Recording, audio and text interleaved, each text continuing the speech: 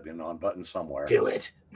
Good morning, chat. Welcome back to your Saturday morning delight. I hope you find your comics and you hold them tight. I am running things today, so anything can happen. God only knows, because I am not as familiar with StreamYard as Wes. So we will see how this goes. But we got a couple of guests running late. Actually, I don't know if one of them is going to get back to us. They've not looked at their chat yet from last night when I sent the link. So we're just waiting on Jim and maybe that other guest if they decide to show up. With me, I have got a great panel, even missing two people.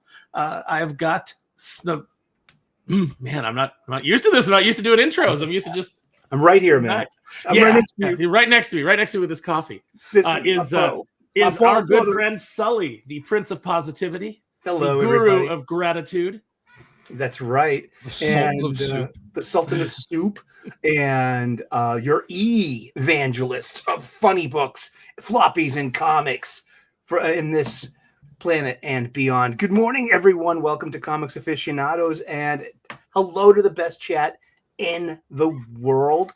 Having a great week. I read a couple of books. I only read 5 books this week, and they were pretty much all pretty good, and because I am a big fan of my local comic book shop, my LCS, that's right. And remember, your local comic book shop is a small business. It is the American dream. So help keep them open with your patronage. You might need bags. You might need boards. You might need boxes too. We all do. So buy them there at the store. Yes, pay the price while you're there. That helps keep the lights on and the kids paid. And right. Thank you everyone for coming here today and wanting to talk about comic books. And wanting to talk about the icons that turned into villains. What we're interested in today is going to be who it is that their behavior professionally has turned you off the most to reading comics or to reading their comics specifically. And I know, Sully, you've got a few. You've got a few people that, your rule is if you find out that you're blocked, especially if you've never interacted with them, that you stop reading their books. Yeah, I have no reason to be giving you my money or attention. If you've blocked me on Twitter, there is one creator that blocked me, and I had it coming, so I can respect Tom King enough. I can respect Tom King. He blocked me. It was after the Heroes in Crisis. I gave him the biggest rash of boop, and I deserved that. But everyone else is out of adjacency, or because you liked the wrong tweet, or you made a hashtag, or you're on somebody else's block list. And I was just like, how is this supposed to help the local comic book shop? How is this helping selling funny books? It doesn't. It does the opposite. So if you find out you're blocked by Dan Slott, what are you doing buying his books? It's a fair question. Absolutely. And even if you're not blocked by Dan Slott, what are you doing buying his books? I read that Superman. Hey, his Spider-Boy was probably the better Spider-Man comic in the past 2 years, coming out of the House of Ideas. Amazing Spider-Man just didn't have it, but Spider-Boy magically kind of did. Fair enough. Now, if I may paraphrase Wes here, we've got the man so cool they call him the Breen. Eric Breen is joining us here today.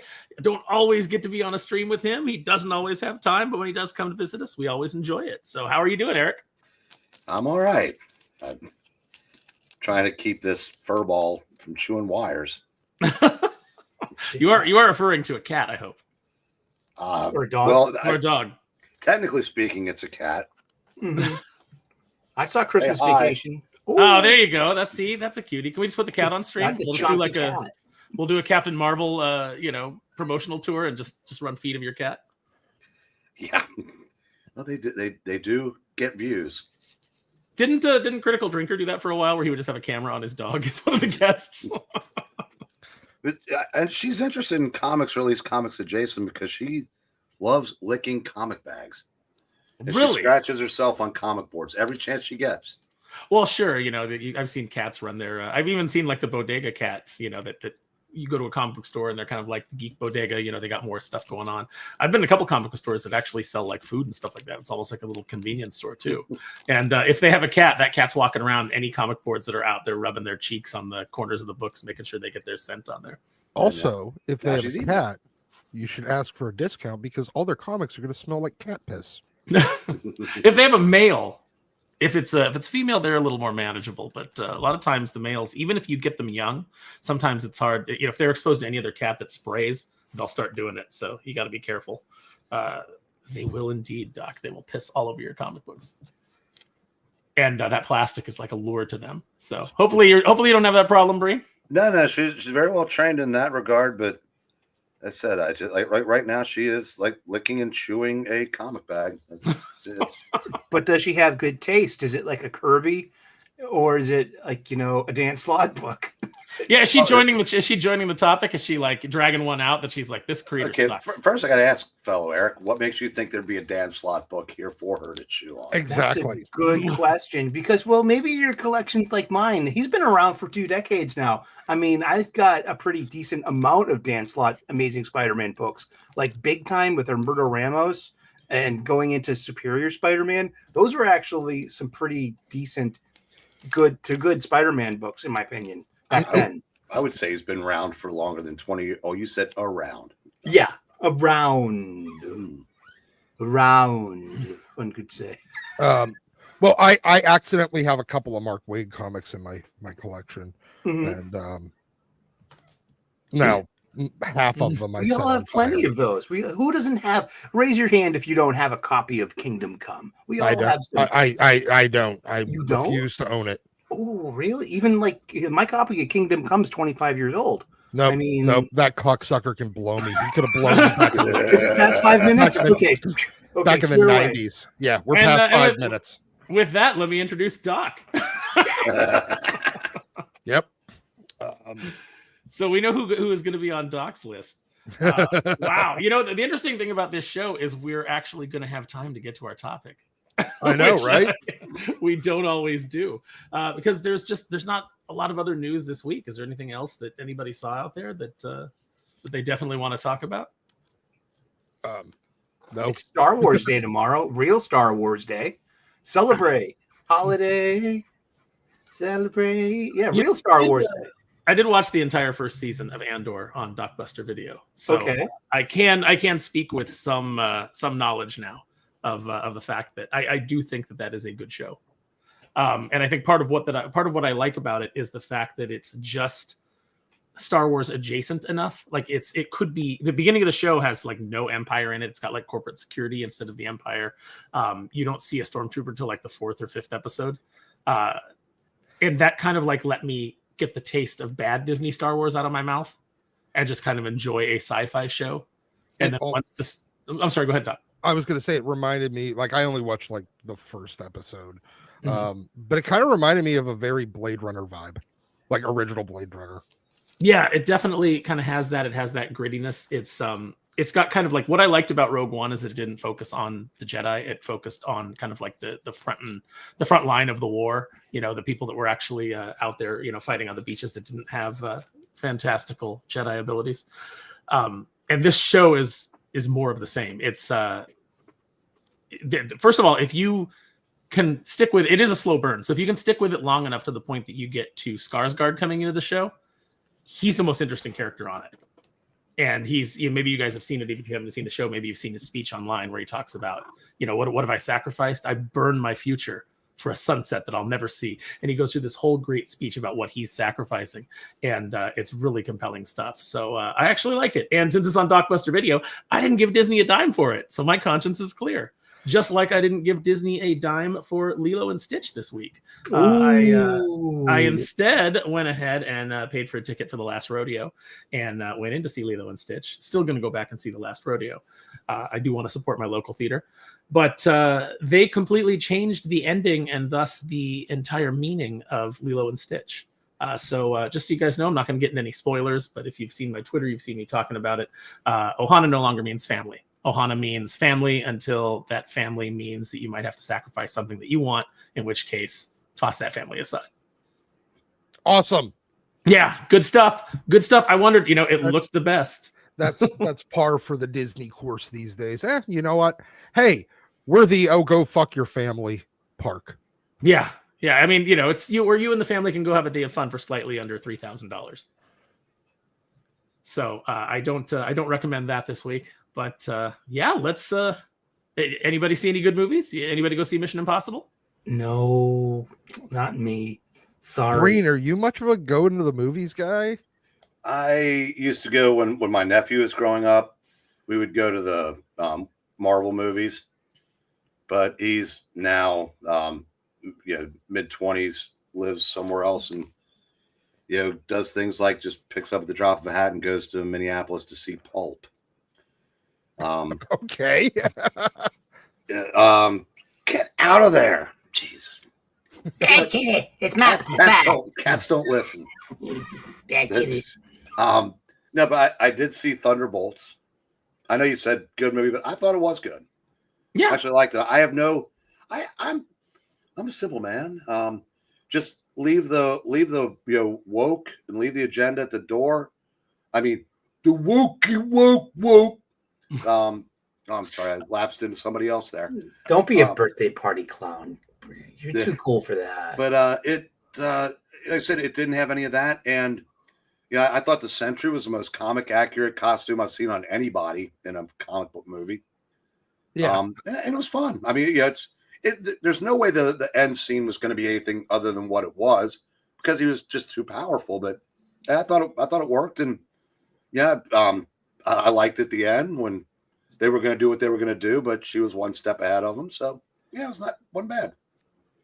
Yeah, no, I liked it. I liked the Sentry's costume, and I did like the ending because at least it wasn't a big sky beam or a bunch of CGI sludge thrown on the screen. It actually kind of had some meaning and made sense in the context of what they had set up. But I liked it, and it was certainly better than dropping a helicarrier on him.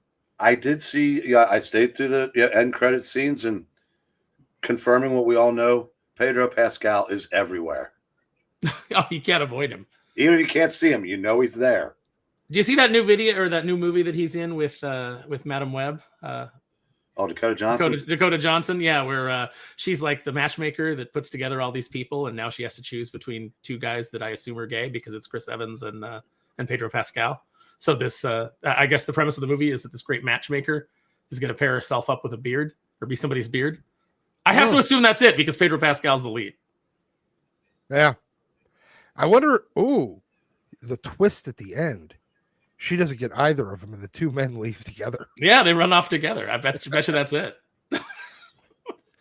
I have not seen a movie in the theater in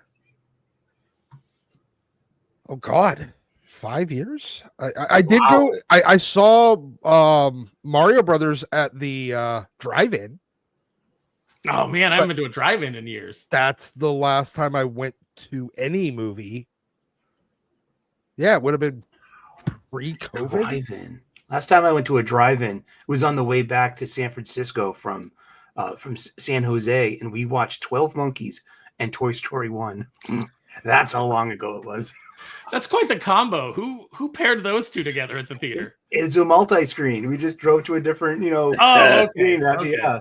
Because the only drive-in that's still out here, they always do the double feature. Yeah. And sometimes you do, but like they do try to keep it together, like a kid's movie and then a movie that's, if not a kid's movie, because there's not another one out at the time, something that's like family friendly. They don't. Our drive-in doesn't allow you to change screens after. Like you could dip out after the first movie, but you can't change screens. They'll fucking throw you out. Like there's like 5 different screens that you can go to, and they will straight up throw you out. But no, I have not seen a movie in the theaters since before COVID. Wow. I made it from the first Michael Keaton Batman movie to the first Avengers movie. Oh, wow. Cal Ripken called me and congratulated me. That was the run between. You didn't go see anything? Nothing. Wow. Man. And I own, probably 3,000, north of 3,000 movies. Hey. But I just never went to the theater. Okay, Breen, I have a completely unrelated question for you. Are you happy Pete Rose is allowed to go to the Hall of Fame now? All right, I'm gonna break from most of my Cincinnati brethren with this. I would have been fine with him being put in the Hall of Fame, but I 100% understood why he never was, because he committed the equivalent of baseball murder. And I said, you walk by that sign every day. He had to walk by a sign saying that was a death penalty to get to the phone to place those bets every day. And, it sucks because I said, the Hall of Fame is missing the all-time hits leader, 7-time Cy Young Award winner, the all-time home run leader. Oh no, Hank Aaron's in there. I don't count Bonds. A-Rod. It's all, Palmeiro, Sosa, McGuire. He'd be iffy either way still, but so it sucks because there's so many great achievements that aren't in the Hall because of steroids and, Pete's case, gambling. Joe Jackson was illiterate. He didn't even know what he was doing, and he hit 380 in that series. He did a pretty bad job of throwing it. What was he doing? Because I know the reference, and it's only because of Best in Show when Fred Willard says it's Shoeless Joe Jackson. He's out of the league, but we still love him today. The 1919 World Series, Eddie Cott, Shoeless Joe, and 7 guys that no one remembers, took money to throw the series against the Reds, and the Reds won that series. But Jackson hit 380, and people said he was illiterate. Didn't really know what he was doing, and like I said, he had a great World Series. So, and he got a lifetime ban that was lifted along with Rose's. So his ban lasted damn near 100 years, maybe longer. That's unfortunate. Yeah. Damn. So if he gets in, I said I'm way more salty about the fact that they waited until 1 year after Ron Santo died to induct him. And he was a great man. And so the Hall of Fame tends to do things like that. And so either way, I'd like to see it for the Hall of Fame. But as far as like for Rose, he made his bed. I mean, he's dead too. So Yeah. Also, I feel like, I don't know. I mean, if you're throwing games, definitely that sullies your legacy. But no offense, Sully. No offense. I don't think he ever did. But the good point that came up was, if the gamblers noticed that Rose hadn't bet on his team today, they might have taken that as a sign that he might not be going all out. So I mean, when you're gambling, I mean, I said, that's a science, and so that's not even really an excuse. I'm sure he always bet on his team to win when he bet, but. When do you think that we can start throwing people out of the Eisners? And we can start giving people lifetime Eisner bans? Because I see that Tom King is nominated again.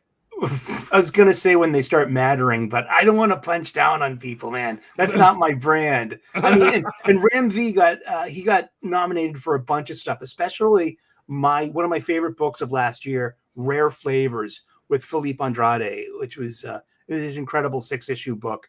Wonderful, beautiful. It's a comic book lover's comic book. It's like old Vertigo to me. And so I think Ram V deserves everything he gets. Well, that's fair. I think that he deserves it certainly more than Tom King, who's just churning out the same slop. I mean, I guess if like you were nominated for an Eisner 1 year and you just keep writing the same kind of story over and over again, it would kind of track that like, well, it was Eisner worthy 5 years ago and 4 years ago and 3 years ago and last year. So let's nominate him again. But it just shows you how little star power there is within the comic book industry that the people that judge the Eisners are willing to even look at. Ram, I do think that Ram V should be eligible for an Eisner, but I think it should be the Eisner of taking the most amount of your money before actually telling a story. He's not writing for you, Doc. He's writing for himself. He's also he's writing for somebody's wallet, and I just don't know whose it is. We have somebody. We got Killmonger 509 saying Tom King did some good stuff. Guys, be nice to him in the chat. Don't abuse him. But I will say that First Visions book seemed the First Vision book seemed fresh. The Omega Men was okay. I mean, but that started off as like, I mean, it all the tells right there. What's the first thing we see when we open Omega Men? The quote unquote death of Kyle Rayner. You know what I mean? So it's like, and so it follows like, and that's what he does. But Kyle was faking his death, of course. But what he did to Wally West, though, is unforgivable. It's unforgivable. I'm still trying to figure out which Green Lantern was supposed to die in Heroes in Crisis #1 because it's in the panel. There is Clark sees a Green Lantern logo, and by issue 2, that story thread gets dropped, and so I wonder who is the Green Lantern. Which one of the Green Lanterns met their end at Sanctuary, and that never came to be. Put your guesses in the chat, peoples. Tell us who you think it is. Okay, I'll say something nice about Tom King. I'm gonna come my throat. The beginning of the Batman series, I think it was like the second issue. He did something that no other Batman writer. Get out of there. He got out of there. He had Batman call in the Justice League for something happening in Gotham. You know, an earthquake devastates Gotham City, and he gets pissed when Superman shows up. Yeah, that kind of my town stay out mentality. To me makes about as much sense as letting the Joker kill thousands of people every time he gets out of Arkham. But that's true. So I appreciated that. I thought, hey, this might turn into something. But wow, it turned into something already. I mean, it digested and exited the body. Yeah, in fairness, it did turn into something great. It definitely did. It basically broke Batman, and I don't think Batman has recovered since. I think it's just been there's been like some maintenance done, but otherwise it's still like the road that like they're still working on that they haven't really been able to get back yet. And I don't think that they're doing it with Hush 2 by any means. So you can say Tom King. Tom King is the bane of Batman's existence, works on multiple levels. Mm-hmm. I mean, it shows how integral Alfred is as a character to the Batman the titles, to the Bat family itself. I mean, and that hasn't been comic book death. He's not Uncle Ben. He's not. Well, look at Gwen Stacy, but hey, look at Gwenpool #1. No, but I'd rather not. I'd rather not, man. X-31 doesn't exist in my head canon. But I mean, Alfred Pennyworth is a huge and important part of Batman, and having that not get rectified, just immediately almost. I mean, it's been long enough. Alfred's been dead long enough. It's time to bring him back. Do you think honestly that Tom King was able to make the call on that and the wedding? I gotta think both of those. I mean, he made a lot of horrible choices, but I kind of feel like those two choices might have come from higher up. It's possible. I mean, there is always editorial. Well, I don't know, because if an editor told Tom King he had to do something in a story, wouldn't he have just gotten him fired? Correct. That was also his MO. King had the star power enough to take care of what was impeding his storytelling. An editor. So it's possible. Yeah, it's possible how maybe high up DC, it comes. It's possible DC killed the wedding, and they decided, we can't do this, which really screwed retailers. Because if you remember, and I think Wes just put up a video on this for his vacation, they had asked retailers to do like wedding parties at midnight and spend your own money and do these things, and a lot of retailers did. They tried to go all out and make this a big deal, and then 3 days before their party, 3 days before they've this event that they've spent their hard-earned money on, DC pulls the rug out from under them and lets the newspaper reveal, it's not really happening. The big event we've been building to, she leaves him at the altar. Bing. Screw you for caring retailers. Screw you for caring readers. That's what you get. You get nothing. And the comic company says, why? Because F you. That's why. Let's hear from the peoples. Yes. We have got Barack Obama, the Yemen, who says, why does Doc hate Damien? Does he like Tim more? Good question. Well, first of all, I hate when any superhero has children. The only exemption that I will give to that is Reed and Sue. I don't even like and I will possibly give an exception for John Kent, but only because of the way that it was initially handled. Here's the problem. Anytime you add a child, now they tried to skip this part with Damien by introducing him when he was like 12 or 13. How old was he? Regardless, doesn't matter. He was preteen, teenager. The problem that you have is once you add children into the comic ceases being about the superhero and starts being about their children. The same way that whenever, us in the real world have children, our life stops being about us and starts being about, taking care of our kids and our kids. And in fairness, I'm pretty sure that that's what Batman is now. He's dad man now. He's not Batman. Additionally, having Batman's own kid as his sidekick is, well, honestly, it's just fucking retarded. Especially considering that Robin, part of the job of the Robin is to be a little bit of a distraction. The boy decoy. Yeah, the boy decoy. The bright, pristine. Yeah, exactly. You know what I mean? The fucking target. And so there's some amusement in the fact that he put a target on his own child. I mean, I'd hate the kid too, so I'd have dressed him up in bright colors and stuck him outside at night too, saying, "Why don't you hit him?" But the other but yes, I do. I think Tim, pre-gaying him up, was the clear heir to Batman. He was the undamaged Bruce. Not as big, so he would have been a slightly smaller Batman, but he was the undamaged version of Bruce. Same level of skill, same level of intelligence, if not more, and even almost as good, if not as good, deductive reasoning skills. He would have been the world's greatest detective. Also very, very skilled as a fighter. I think Tim was better. Now, granted, Stephanie Brown is still my favorite Robin, but I love Tim until they ruined him. Until they replaced him with a 2016 political pod person. Oh, it's wild that they sacrifice so many characters just for no name, no talent writers that were never gonna lead them to any kind of sales, and they just let those writers sacrifice them on the altar of we need a gay Robin, not realizing that you're then kind of playing into the stereotype, aren't you? Yeah. Oh, the boy and his young ward. The reason that they had to put Aunt Harriet in the 60s Batman show so that people wouldn't be like, so this guy's definitely this guy's definitely Robin. I know.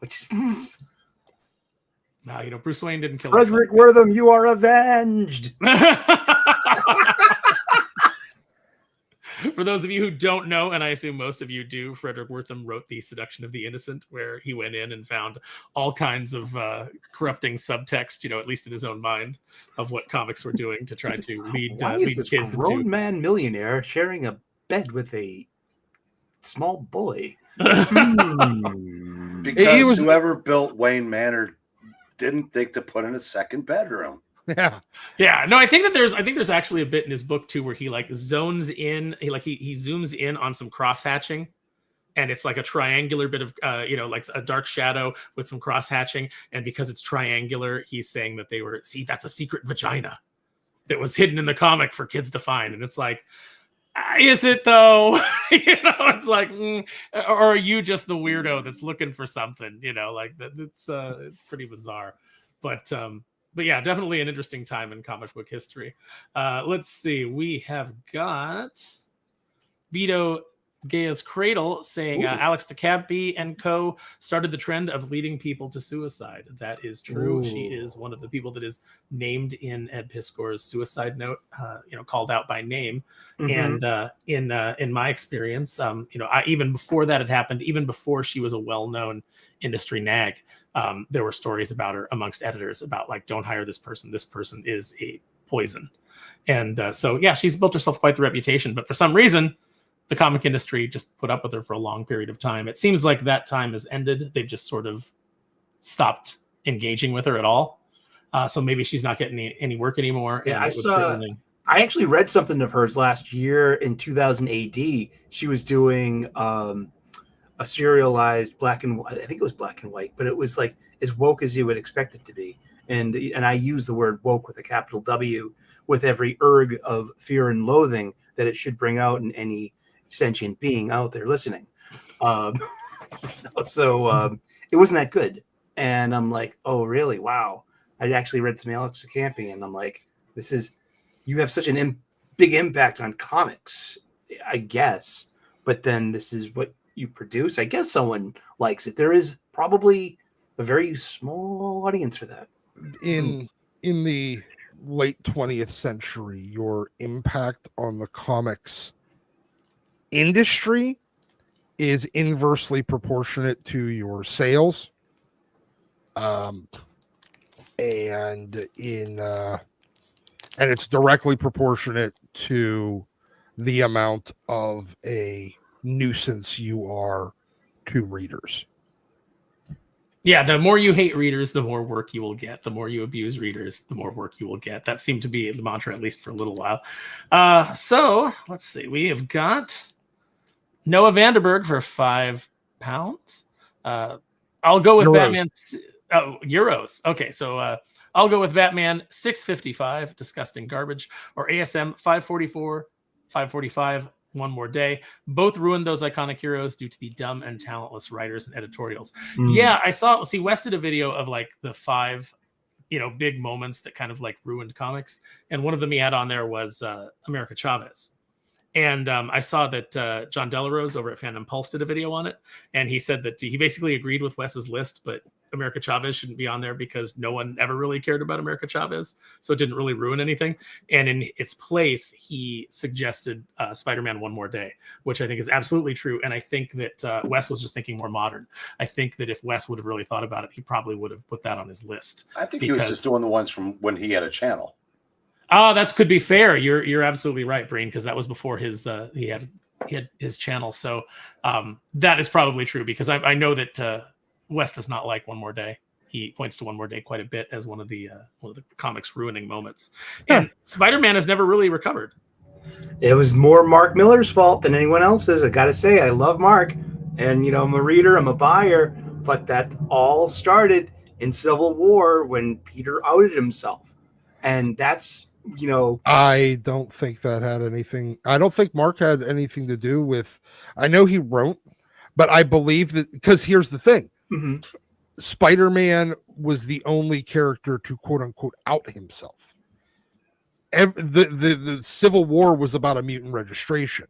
Him outing or a superhero registration. It had nothing to do with going public and revealing your public identity because nobody else had to. They didn't have to reveal their identity publicly. I almost guarantee it was editorial because even at the time that it was released. I think it's more story-wise. Miller knows that essentially Peter Parker is the moral compass of the Marvel universe. And so, of course, he originally sides with Tony. But when Peter's allegiance sways to Steve's side, that's when Act 3 really kicks into gear in that story. I get that. I get the whole Peter siding with somebody, but the Registration Act did not require, and to nobody else did they have to out their public identity. Right. So I guarantee that was editorial telling him, okay, Peter's going to take off his mask, and Mark probably sitting there going, this is just about registering. This has nothing to do with going. Really? Take it off your mask. I would have figured Mark. That's Mark's. I think Mark did. No, that. Because he kept the plot consistency and narrative consistency throughout. That was the thing that was completely out of left field in that series, where everyone else, they would register. They kept their secret identities. The government knew who they were, but the general public didn't, except for Peter Parker, because they were planning to do something with that later. Editorial wanted him to actually get outed, and even if it was Mark's idea to out Spider-Man, that doesn't mean that Mark is responsible for the stupid way they decided to get themselves out of it.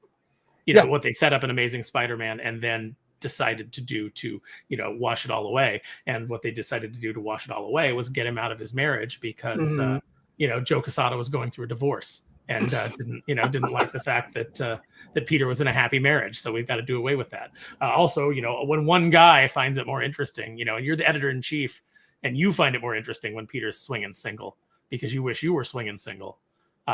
That's not a good decision. That's not a decision that's based on anything that is real or that is concrete or that's going to generate sales. You pissed off fans who had been reading about the marriage for years, and that was the status quo to them.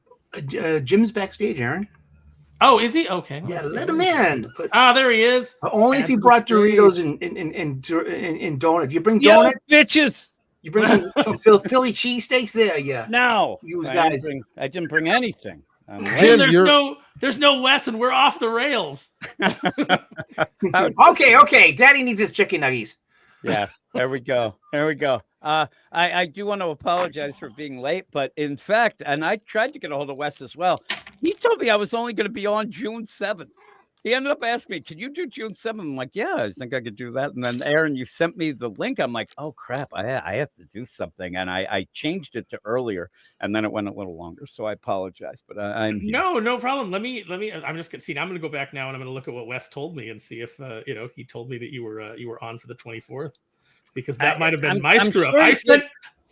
I sent the link for the 7th before I sent the 24th.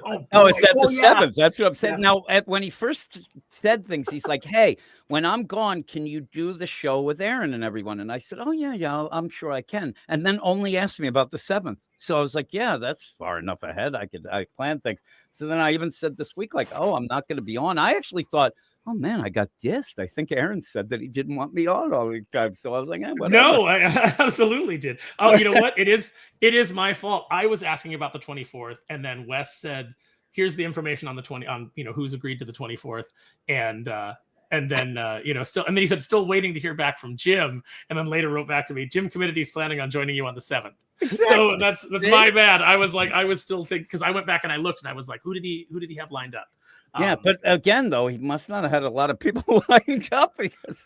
No, I mean, I would have asked more people. Now I'm wondering if maybe because I invited Salty, invited Salty to come on and talk about his book and talk about the subject with us, and I haven't heard back from him. And now I'm wondering if I told him the 7th. Now the 7th will have 18 people. So if any of our regulars, your Max, your Josh McDonald's, your anybody, Carter, you in the house? If Yul Carter's listening, let us know, and I will. I'll send you an invite. Exactly, everybody's welcome. I'll do a show with more people. I didn't say anything to you, Aaron, because I figured I didn't want to upset you, so I would go on. But I was like, I said to Wes, "Am I supposed to be?" And he never responded. He has this like cell phone deal, and he's like, "Yeah, it's so that you can get a hold of me." I'm like, that didn't work. The hotline. Is it a red phone? The hotline is dead. I got nothing. So I'm like, all right, I better get the shit done. So I had to tell the guy we were doing stuff for the podcast and we were supposed to start at 10 and I needed to start at 9 and it went over. So I apologize. Yeah. And isn't Dylan in Dallas with them? Yeah. Dylan's. Yeah, I don't know. I don't know if he's there. I don't know if he's there yet. It's like I'd like to have Dylan on because then it'd be like, Dylan, explain to me how to run a show. Yeah, exactly. Explain to me what a clock is and to be on time. Jim, did you avoid death this week, my friend? I did. Kind of. I ended up where our basement, we have a flooding problem, and usually I can see when that starts because I used to record in the basement, not in this crazy cubicle nonsense. So I went to go out and there was definitely, I'm like, man, if it was worse, I might have been drowned. But I got the cats out and it was fine. But I'm good to go. I'm glad you're able to join us, Jim. What is topic here? The topic this week is, and we've sort of like been dancing around it, but now that you're here, we can finally get to it. I've got a couple more super chats to get to. Oh. But the topic is, what creator ruined comics the most for you, either through a storyline or their personal behavior? It could be, any reason, because you went to a show and they slapped you in the face and insulted your mama, whatever it is, we're going to talk about who we think has done the most damage. Nice. So we have got another super chat here from our good friend HH for $5. He says, shout out to the Thinking Critical team from MCM London Comic Con. He's all the way over in foggy London town. He says Calico, Hello, Lowell. Doomface, and The Recluse will all be under one roof next weekend. Back all of these projects today on Kickstarter. That's absolutely right. Next weekend, Dallas Fan Expo. There will be no aficionados that week because we will all be at the show. And if you come over to the Here Comes Calico booth, you can meet Drew and I will have a preview copy of the first 12 pages of Kneel Before Doomface, not including the prologue. It's the first 12 regular story pages with just beautiful art, no lettering, just there so you can enjoy all the work that Renzo puts into every page. And Drew will be there with exclusive copies of the Unholy Nightmare, featuring his character, the Recluse. And they'll be limited to 100 copies each. So if you get a chance, come by and check those out. And, pick up Here Comes Calico and talk to the hardest working man in comics, which is HH. You will love his enthusiasm. Next up, we have got Steve McDeagle. Gail Simone was the trailblazer of inserting herself into the space just to further her career. She was truly ahead of her time. And, she came from being a hairdresser, and she brought that sort of aesthetic to comics by being part of multiple Whisper networks and joining in on every digital lynch mob that came up. So yeah, good for her. That's an excellent choice. We've also got hot take. Alan Moore ruined comics the most. His writing led to 2+ generations of copycats and people who think comics are only about misery. I think there's a fair case to be made there, but I don't think that that's his fault. I don't think that anybody goes in to tell a story thinking that story is then going to be duplicated by lesser writers for It's the lesser writers who are to blame. Yeah. For trying to be Alan Moore, including Tom King. I can respect that notion, but I think that maybe people that make that claim have not read any of his ABC comics, his America Best comics, like Tom Strong or Top 10, or his magnificent 1963 from Image Comics. I mean, these are post-Watchmen love letters to comics, the format, the superhero genre. So as much as we decry Alan Moore as, you know what I mean, you ruined it all with your super seriousness, he did a lot of really great comics after Watchmen that were super heroic. Did he write what was the Image comic he did? Supreme. Yeah, I heard about that. I haven't read that. It's good. It's just very Silver Agey Superman-ish. Mm-hmm. It's obvious that it was Superman stories that he had an idea for that he wasn't going to be able to tell and wouldn't give to DC anyway, because at that point he hated their guts, and then kind of just stitched into the character of Supreme. But it's not like Supreme or any of the extreme characters had really definable personalities that you couldn't just come in and redefine them and have it not be that jarring. And Supreme pizzas suck. Supreme is he's just a regular superhero, but he's got all the toppings. Yes, he does. Andres Hernandez, do you think Dan DiDio destroyed DC? Like, how does Joe Quesada destroy Marvel? Because of New 52 and trying to make DC dark and edgy. I think that Dan was always a guy that would pivot. He would try something, and I will always give credit to people who swing for the fences and whiff, in trying something new. Unless you're Pete Rose. Unless you're Pete Rose, in which case you're out of the league. You and Phil Jackson, you go stand over in the corner there. We're not, we celebrate you, but we're not let you in the Hall of Fame. So I do think that Dan, to a lesser extent, I don't think Dan had an agenda.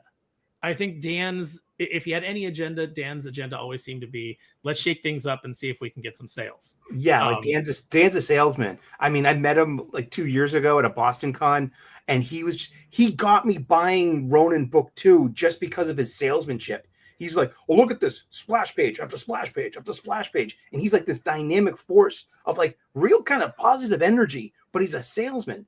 And I just see Dan DiDio at least, respected his industry, that he's like, I'm here to sell floppies. I'm here to sell this stuff. All right. We don't have that spirit. We need that DiDio energy. Yeah. And when I talked to him, I think it was last year at Comic-Con, I asked him point blank. I said, well, why did you do this? Why did you do that? I wasn't easy on him. I asked him tough questions, just in a nice little conversation with him there on the floor. And Dan said, hey, what can I tell you? He goes, just basically the answer to why did I do that? Why did I do this? He goes, the answer is always the same. It seemed like a good idea at the time. It seemed like it would generate some interest and some story and some sales, and I thought that I thought that it would have gone better. That's because that's also the same thing I say when I'm drunk and do something really stupid. So seemed like a good idea at the time, which is but every time. therefore it's something that you can understand. You're like, well, fair enough. It turns out that wasn't the case, but you at least tried something. And this is an industry too where we talk, and we're probably guilty of this to an extent as well, is we'll complain about the fact that there's no change in the industry, but then when something changes, we don't like it. But I would posit that that's often because the change that they make is absolutely terrible. We want things to change. We want the stories to evolve, but we want them to evolve in exciting and interesting ways. We don't want them to evolve into YA slop. Didn't you kind of feel that Dan DiDio took it personally that Rebirth was as successful as it was, and it always seemed to me like he kind of sabotaged that because it seemed to have a more lasting effect than New 52, because he did let Scott Snyder do Metal, which was diametrically opposed to what Jeff Johns' vision was. And then he hired Bendis. Yeah, the problem with that delays of Doomsday Clock is what killed that too. I wish that wouldn't have happened, but I think Breen's right though, that he was probably waiting for some way to finagle in there. But it did feel when Rebirth happened, it felt like it was like new Coke, and now you're getting classic Coke, and people were all excited. But it definitely wasn't that like plan. Even before with that DC YOU. Right before Rebirth was even worse than New 52. It was god awful, and that really led to Rebirth.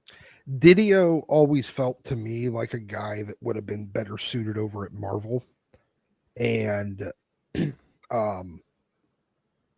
an extent, a guy like Axel Alonso. I mean, he came from Vertigo. He would have been better suited staying at DC.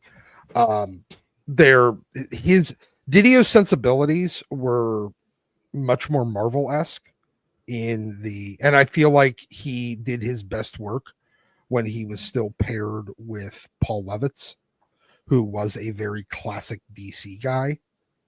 And then whenever Levitz was no longer there and Didio was kind of running the ship himself, he leaned into a lot of his more Marvel-esque sensibilities, and it started fundamentally altering what you were getting out of DC and driving away the DC readers the same way that Alonso,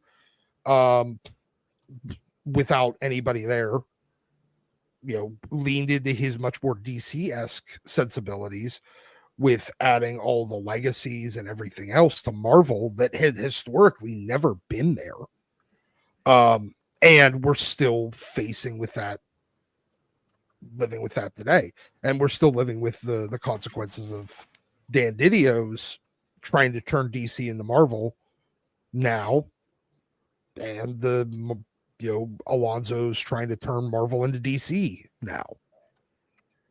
The sad thing about DC is that they keep going with the failed writers that failed at Marvel. And they're like, well, come over here and fail for us too. It's an inferiority complex. Because those writers, whether we can look at them and objectively say they're failed writers. But those failed writers still beat DC at the sales level. Yeah. And so DC has had this inferiority complex when it comes to Marvel creators because they assume, okay, they're in the industry, so they are good. They're beating us, so they're better than our guy. So if we get them, we will, get to that same level. Question mark. Yeah. Yes, exactly. It's the fucking underpants gnomes. That they don't get. They've had it ever since the 60s. Since Marvel started beating them back in the 60s and 70s. They've had that same level of inferior, and they just take, honestly, they're a simp taking Marvel sloppy seconds. Either, back in the day, at least it was, Kirby and then Byrne and all those guys. Now it's an end of the road Bendis who, we'll be honest, for the first 10 years of his career, 15 years of his career, was pretty fucking money. But then had gone off the cliff because honestly, he was writing so many books, I think he ran out of ideas. Eventually people do run out of ideas, and he was writing. I mean, there was periods of time where he was writing like 7 monthly titles. Yeah, you burn yourself out. I mean, I think that anytime I think they kind of did the same thing to Josh Williamson. Is once they were like, "Oh, Josh Williamson's doing good work for us," and people seemed to respond to him, and then they loaded him up with work, and it seemed like it was too much. It seemed like it burned him out creatively. And now that he's doing less books, and he's doing something that he's obviously really passionate about, which is G.I. Joe, he's knocking it out of the park. Yeah, but now they're taking any of Marvel's sloppy seconds. They're taking the Tinny Howards and the Vita Ayalas and the Danny Lores and all those types as well. Well, I mean, it seems like most of those names are now out. Now, but they cycled through Marvel, and then DC didn't realize that nobody else wanted to give them a contract, so they reached out and thought they were stealing something. They were just robbing the garbage can. I mean, they were literally going dumpster diving. They were going freaking, Doc, and you can't blame them for that. All right, Jog Around for $5 says, so does it feel like Spider-Man? I like that you type out the S there because it just reminds me of Will Arnett's Batman, Pewter. Does it feel like Spider-Man and his iconic love interests, Gwen Stacy, murderous psychopath, Black Cat, friends with benefits, MJ, Venom are ruined? I think they're all ruined. I think that making them superheroes was the most creatively bankrupt thing that you could do with either of them, MJ or Gwen. And now it makes Black Cat not special. What kind of made Black Cat special in Peter's life was that she kind of understood what it was like to be out there as a costumed, I won't say hero in the case of Black Cat, but she was the sexy bad girl. She was the temptation to kind of like the darker side of what it is that he does. So that's why she was special. But now that like everybody's a superhero, when everybody's super, nobody. Thanks for asking. She's the Catwoman to MJ's Vicky Vale. Yeah. And it doesn't work. So they've essentially ruined MJ. They've ruined Gwen Stacy, especially now with all this Gwenpool nonsense and Spider-Gwen and all these things that just more and more recycled ideas, more and more recycled characters with spider powers. Because like we've said multiple times on the show, there's no reason to innovate at Marvel. There's no reason to create anything that's truly new or original. Why wouldn't you save those ideas for yourself? Because if you write something, if you come in like Rob Liefeld, and for all the grief that I give Rob, he did create characters that then other writers were able to carry into really good stories and to help make popular. But, they were popular the moment they came on the scene because at the time Rob was super hot. His art was very different than what anybody had seen. And so it seemed dynamic and it seemed fresh and original. So he had a lot of momentum behind him. And so anything he did kind of resonated. But just remember, for every Deadpool and Cable, there's a Gideon. There's the Mutant Liberation Front, most of those Morts, Tempo and Forearm and, even like Wildside and Reaper, just very basic characters that didn't take off. Forearm is in Dazzler's band. Or no. Well, not Dazzler's band. The one with that death metal cult that showed up and tried to summon a demon with music. Oh my God. Oh, everything is awful. But Rob was able to work himself a sweetheart deal where any of his creations he gets a certain percentage of, and they've tried to buy him out of it multiple times and he won't let them. Disney hates that. Disney hates having to pay anybody anything for anything that they created. It's like when I worked at Boom and the idea was, don't look for any credit for yourself. Don't look for anything, on your own. What you need to do is you need to work for the greater glory of Boom. And that's who's the Marvel creator, the co-creator of Riri Williams? That was just Mike Deodato. It was Mike Deodato, yeah. So he just got a lot of airplay on X Twitter about like feeling left out of the whole money thing because, hey, that TV money is a really sweet piece of the cake. That could really set you up with like, a few $100,000. Well, seriously. Maybe. Doesn't the character have to generate money before you can get royalties though? No, I mean just the co-creator. So I bet you Bendis had a sweet deal on Riri Williams, but why didn't Didato? I I mean, well, probably because he was just tracing pictures. Also, just I mean, Shots you drew a black girl in slimmed down Iron Man armor. Did you really create anything? Like, I created her visual. All right, well, her visual is just a takeoff of Iron Man. It's derivative. And so a lot of times in these contracts, you can't get anything on a character that's a derivative. Yeah. You create a new Supergirl, well, that's still derivative of Supergirl. So no go. You don't get any money. Now DC's deal is better. If in a sane world where Brandon Vietti and Greg Weisman created Aqualad, Kaldor in Young Justice, they created that character. And Jeff Johns was high up at DC at that time, and he was in charge of all those approvals. So he saw that character, and he was like, I really like this Aqualad. I'm going to do my version of it. And so he created Jackson Hyde, debuted in the comics because comics come out quicker than animation. So Jeff Johns gets the royalty for Aqualad, that version of it. And Greg and Brandon get nothing, even though it was based off of their idea. Jeff got it into print first. So he gets that royalty money. So it's wonky even when there's a better deal at DC. Were both characters sons of Black Manta or just the comics? Both sons. Okay. Both were sons of Black Manta. Right. Yeah. Because they're two different characters. Calderon is an awesome character, by the way. Yeah, he's much more interesting than Jackson Hyde will ever be. So Steve McDickle is back. $4.99 says, I think Marvel could have survived Quesada's worst decisions if he was succeeded by anyone with an actual backbone. I will agree with that statement. Well, I think that it's going to fall into my answer. Well, hold on. I honestly think that Alonso did have a backbone.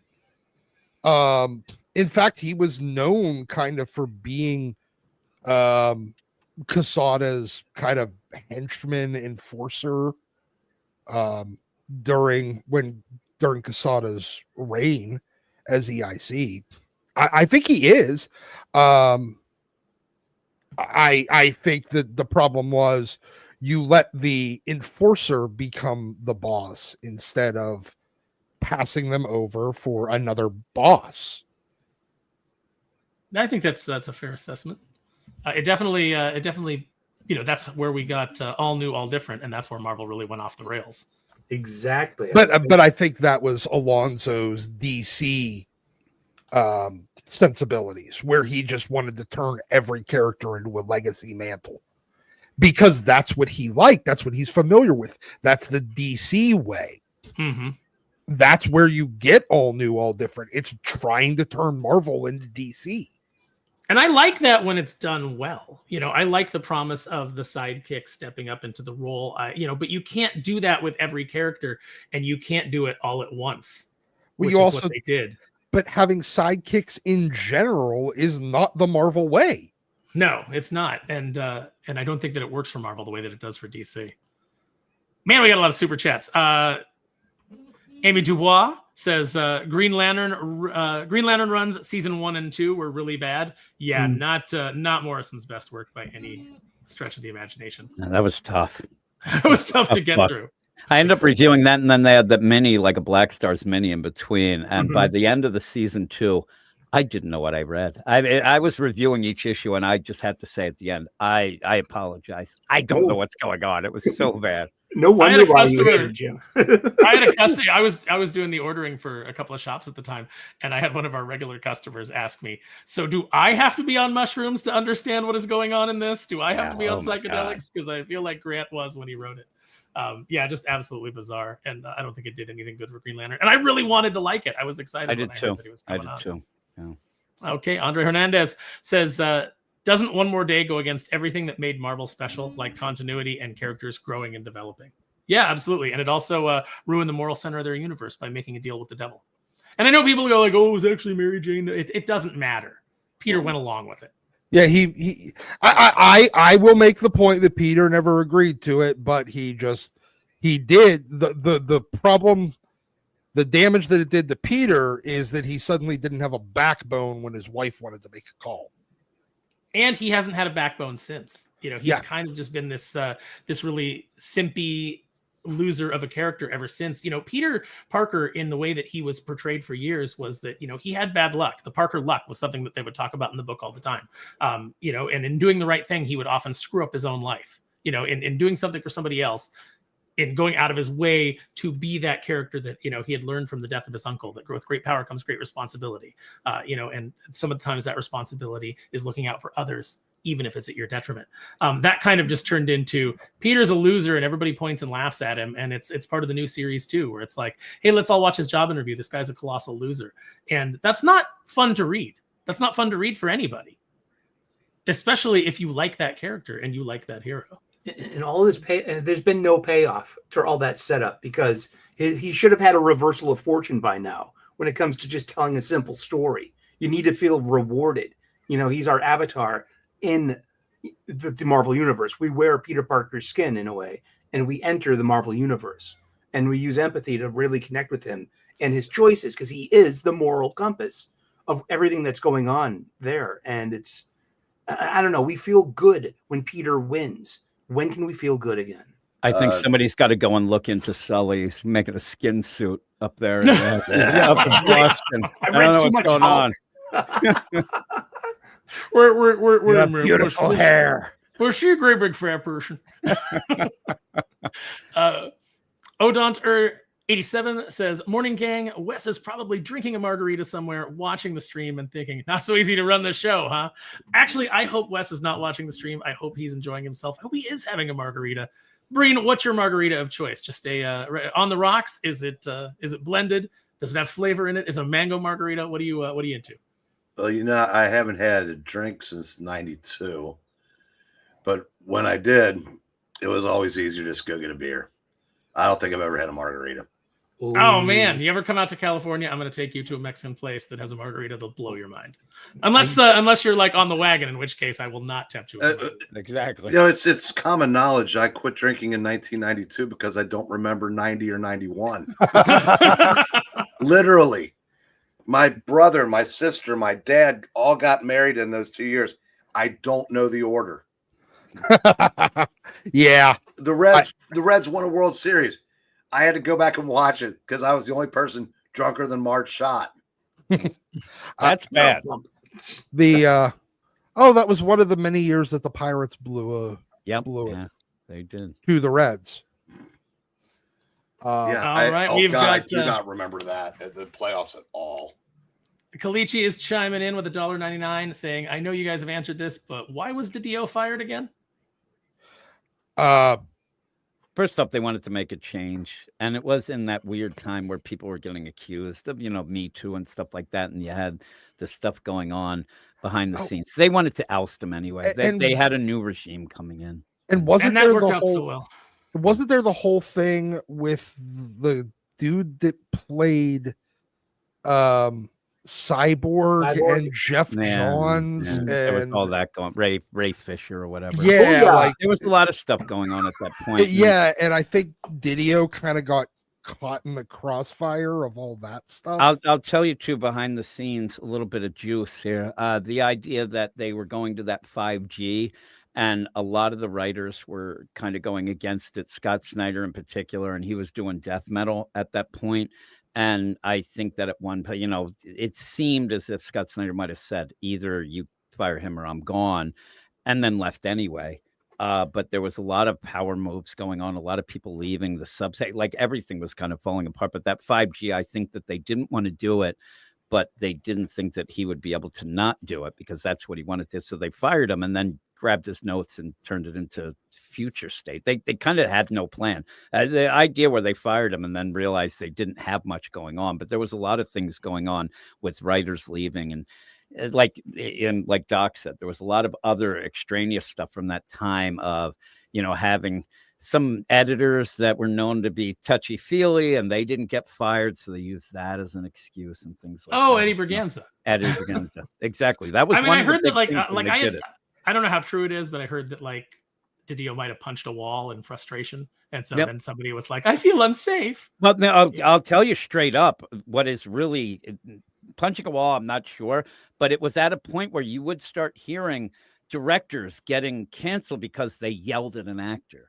And what they Yeah. kept saying was DiDio would go into the hallway and yell, "We need this," or "You better do that." And that was like, "Oh, we can't do that anymore." And that was one of the reasons too, because he was actually like, being ahead of a thing and kind of He was yelling doing that his he needed to do job. stuff. Yeah. And it became, but that was always his, way. They said that at times he's the nicest guy, but if you end up not doing your job, he would yell, and he started yelling. He'll J. Jonah Jameson you. I was gonna say, oh no, has J. Jonah Jameson's character been ruined yet in universe? Is he no longer allowed to be toxic at well, work? in fairness, if you look at the ultimate J. Jonah Jameson, I haven't seen him even like raise his voice yet. No. Well, He the orders weird classic food at J. different Jonah places. Jameson hasn't. The classic J. Jonah Jameson hasn't run afoul of HR because he doesn't hire any women. Well, that is Yeah. true. Yeah. Except I for like Miss that. He's Brandt. like, he can't say anybody's a menace. He's like, that guy is good, but I kind of think we might need to. He just keeps talking and walks away. The best thing the worst thing he can say is, "I think that Spider-Man is not good. He'll never be my best friend." He's And- really a great character and guy, but I don't love him. He just walks away. We just might need to keep our eye on him. Is all I'm saying. Kaiser Jose for $5 says, "Pandering to people that pirate your books ruined comics." That is absolutely true. A bunch of broke communists who have lots of opinions on comics but don't spend money on comics. We've got Wraith X7, grim and gritty deconstruction of the Marvel and DC superheroes, and aiming them mainly at adults helped ruin comics. I think there's also truth to that. I think that we ran into a lot of hero versus hero stories where they stopped fighting villains, and you just didn't see a lot of villains for years.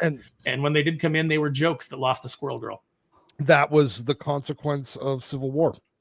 And it's one of the reasons why, as much as I like Civil War as a story, I feel like that was kind of the beginning of the end of Marvel. Well, can I piggyback off of Yeah. that? Go ahead. Yeah, that whole period that Quesada did, that started with House of M and went through. Well, I look at House of M through Fear Itself, the side stories, because the actual issues of Fear Itself weren't that great. But there were a lot of heroes fighting heroes, but they had this grand story arc that took 6 years to tell. And if it had ended there, it would have, you could look at it and say, this was really, really good. But unfortunately, that also came with an exodus of talent. A versus X was not good. Yeah. And it just kept falling apart a little bit more and more. And then, All New, All Different comes in. And then by, 3 or 4 years later, you've got Gogurt Hulk. You've got, all the replacement characters. But, and they started doing sequels of all their great stories in the hands of much less talented people. Or in the case of Greg Pak, who in the interim had become Asian writer Greg Pak, he didn't have it anymore. So he had no sequel to that. Yeah. But if you just look at that period, if it had stayed there, if when they did the Age of Heroes, they'd actually stuck to that, I think people would look at the Quesada era, minus the Spider-Man treatment, a lot more fondly, because they're really, there were some people written out of character, but there were also, it was pretty, they were pretty fun to read. There was a time when I was buying, probably 30, 40 Marvel titles a month. And if I know that a lot of like Avengers fans are not a big fan of that era, but look, I'm sorry, Brian Bendis and Joe Quesada turned Avengers from a book that nobody had bought since Rob Liefeld was redoing it in Heroes Reborn, and before that, I don't know, the 80s. Mm-hmm.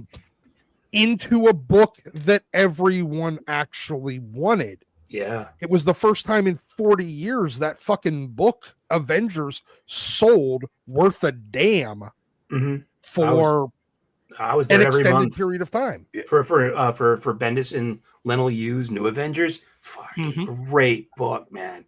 Great characters, that amazing art. What a good book. There were even some jokes in there that I enjoyed. Like one that stands out to me is where they, they're all tied up and they say something about, your underwear, and Spider-Man goes, "I don't wear any." And then there's like a pause, and then Spider-Woman's like, "I want off this team." Just the idea that there's just all that's between her and Peter is that little layer of, of stretchy material. She's a Skrull anyway. I like the Avengers like Doc likes the X-Men. I mean, the Avengers have always been my favorite team. But even when Dr. Druid was on there, even when Dr. Druid was on the team. But I'm also not. And Bendis, those were not Avengers. No, it was a team with that name. But people got to remember, and like I said, as much as I love the Avengers, that name was so toxic by the time the Ultimates came along. You notice they weren't the Ultimate Avengers. Yeah, they were just the Ultimates, because putting Avengers on that would have been a detriment to sales. And then thanks to Bendis, 10 years later, there's every Avengers you can think of. In fact, let's do the champions. Now let's just call them Avengers. Let's bring back the Defenders. Let's call them the Defender-gers. I mean, it just, and so you do have to give them credit for that. Yeah. I think it's interesting that Rob's Avengers sold so well. And I know Rob points to it a lot of times, my Captain America sold great. My Avengers sold great. But if you ask anybody, what was that story about? Nobody can tell you, because it's not based on the stories being good. No, it's just based on much the fact better. That, Peter 6 was so much better. Music Perez. But like I said, Liefeld bought it. Yeah, Liefeld had that enough of a curiosity factor, and that was an interesting idea. Now Image people are doing Marvel superheroes, and they were not good. No, if but you they look, sold. Yes. Mm-hmm. That's what it comes down to. Whether the Avengers were good from basically the 80s until New Avengers and Disassembled is kind of irrelevant. Even though Roger Stern had a fantastic run all through the 200s, but you're right. I mean, sales wise, it didn't sell, and that's the problem. Mm-hmm. Without Bendis's Avengers, you don't have the MCU. You are correct. Because they needed to actually make the Avengers thing. Otherwise, we would be having an Ultimates movie instead of an Avengers movie. We kind of did. I know. I know, but it actually would have been titled The Ultimates. If Bendis doesn't kind of revitalize the name, at least from a commercial aspect. So I feel like you're right, though. You nailed it before when you said if it would have just stopped after Fear Itself or even Siege, and went back to a typical hero versus villain dynamic, I feel like it would have been a curiosity era. It would have been in, where all the heroes were kind of fighting each other all the time. It would have been kind of a little self-contained era before they kind of all decided to just split off and go do their thing and defamiliarize themselves with each other. Instead, we now they continued it with AVX, IVX, Axe Judgment Day, Axe Body Spray. Yes. That was my favorite. Axe Judgment I like Spray. when they introduced the new character Wild Spice. Yes. Oh man, do we have a lot of super chats to get through? Sorry. Amy Dubois for no problem. I was happy to let you go, Doc, because I needed to go get a drink. Amy Dubois says margarita. All British writers at DC and Marvel are edgelords. Jim, do you agree with that sentiment? I don't even know who the hell is British anymore, but maybe. Cy Spurrier. Cy Spurrier. I don't think he's an edgelord. I just think he sucks. He's again, if you talk about the idea of a Grant Morrison wannabe or a Alan Moore more Grant Morrison deal, I'd go that. But again, I'm trying to think of who you would have now as saying that. Maybe in the past you had that, but now it's kind of I don't know. We're past that British invasion. Yeah, that's what I'm saying. Second wave of the British invasion, because Ellis is out of comics, Gaiman's out of comics, Morrison is old. Just kind of dipping in and out. He's gonna have a DC thing coming up, but he's not really in. Yeah, Alan Moore is, I don't know, miserable and waiting to die in his castle. No. All of Mark Miller, he still has, but Mark's never really not had that It's just a more controlled edgelord. And Mark's not British. No, he's Scottish. Hey, Scottish. He's Scottish. If it's not Scottish, it's crap. I mean, so's Grant, though, isn't he? Yeah, Yeah. that's true. It's funny how, like, in the United States, we just lump everybody together. Oh, you're from Europe. Yeah, you're from the EU. God, Yeah. goodness. Yeah, you're from all them fucking islands up there. Yeah, you're British. You're from Sir, you're I from am Welsh. mainland. Norway, from- you're British. You're mainland. Europe, I don't know. You're French. Fucking Australians get that all the surrender time monkeys. too. Like, I have Australian friends that, like, people are like, "Oh, you're British," and it's like it's a totally different accent. Yeah. They're like Southern my- English. My criminal ancestors were, but I'm Yeah. Australian. So Wraith X7 for $5. Fans turned pro, not checking their bad and stupid fan fiction ideas at the door when they turned pro and write for the big two companies. Also ruined comics. I will agree with that. I think that Yeah, at the end of the I day, don't. any writer that comes in with ideas, I mean, you're just trying to get this corporation to recognize your fan fiction in a way, because it's all fan I mean, fiction. that's what until it's on the everything page. is. I was just going to say that why I disagree with this is you want people to come in with ideas. Their ideas might suck, and you should stop it. But nowadays, going against what Wraith X7 says, it's more of these writers coming in have no clue of these characters, and they're told what to write and how to write it. That is way more worse than somebody who has, it might be a stupid fan fiction idea, but you're going to have somebody, I'd rather have somebody say, I have this idea for Wonder Woman that I've been wanting to tell for 10 years and I'm passionate about it. Or you go in and they go, oh, what do you know about Supergirl? Nothing at all. Okay, you're writing her. And then Yeah. you end up where Skim the it's more of Wikipedia the page, editor. and then can But I it- write my Yeah. I, you know, so I've got like this this lesbian cat fan fiction that I wrote. Can I stitch Supergirl Yeah, around no, that? that's where- Absolutely. yeah. Yeah. And that's where and being an editor, Aaron, you would say, like, people having these ideas, you just have to get and work with them to mold them. Like, okay, that's good, but this cat thing has to go. But it's a lot of different things. But I would rather right now have people come in, like Jeremy Adams says he has a Wonder Woman story. That's his fan fiction that he's had all along. That's what it is until you're hired. And I'd rather have that and have a strong editorial to be able to guide them and give us some good stories, because I don't feel like most things coming out now from the big two have any sort of passion behind them at all. You don't even, it feels just like a job. They clock in, write a script, boom, they're done. And you don't get any sort of like spark to it.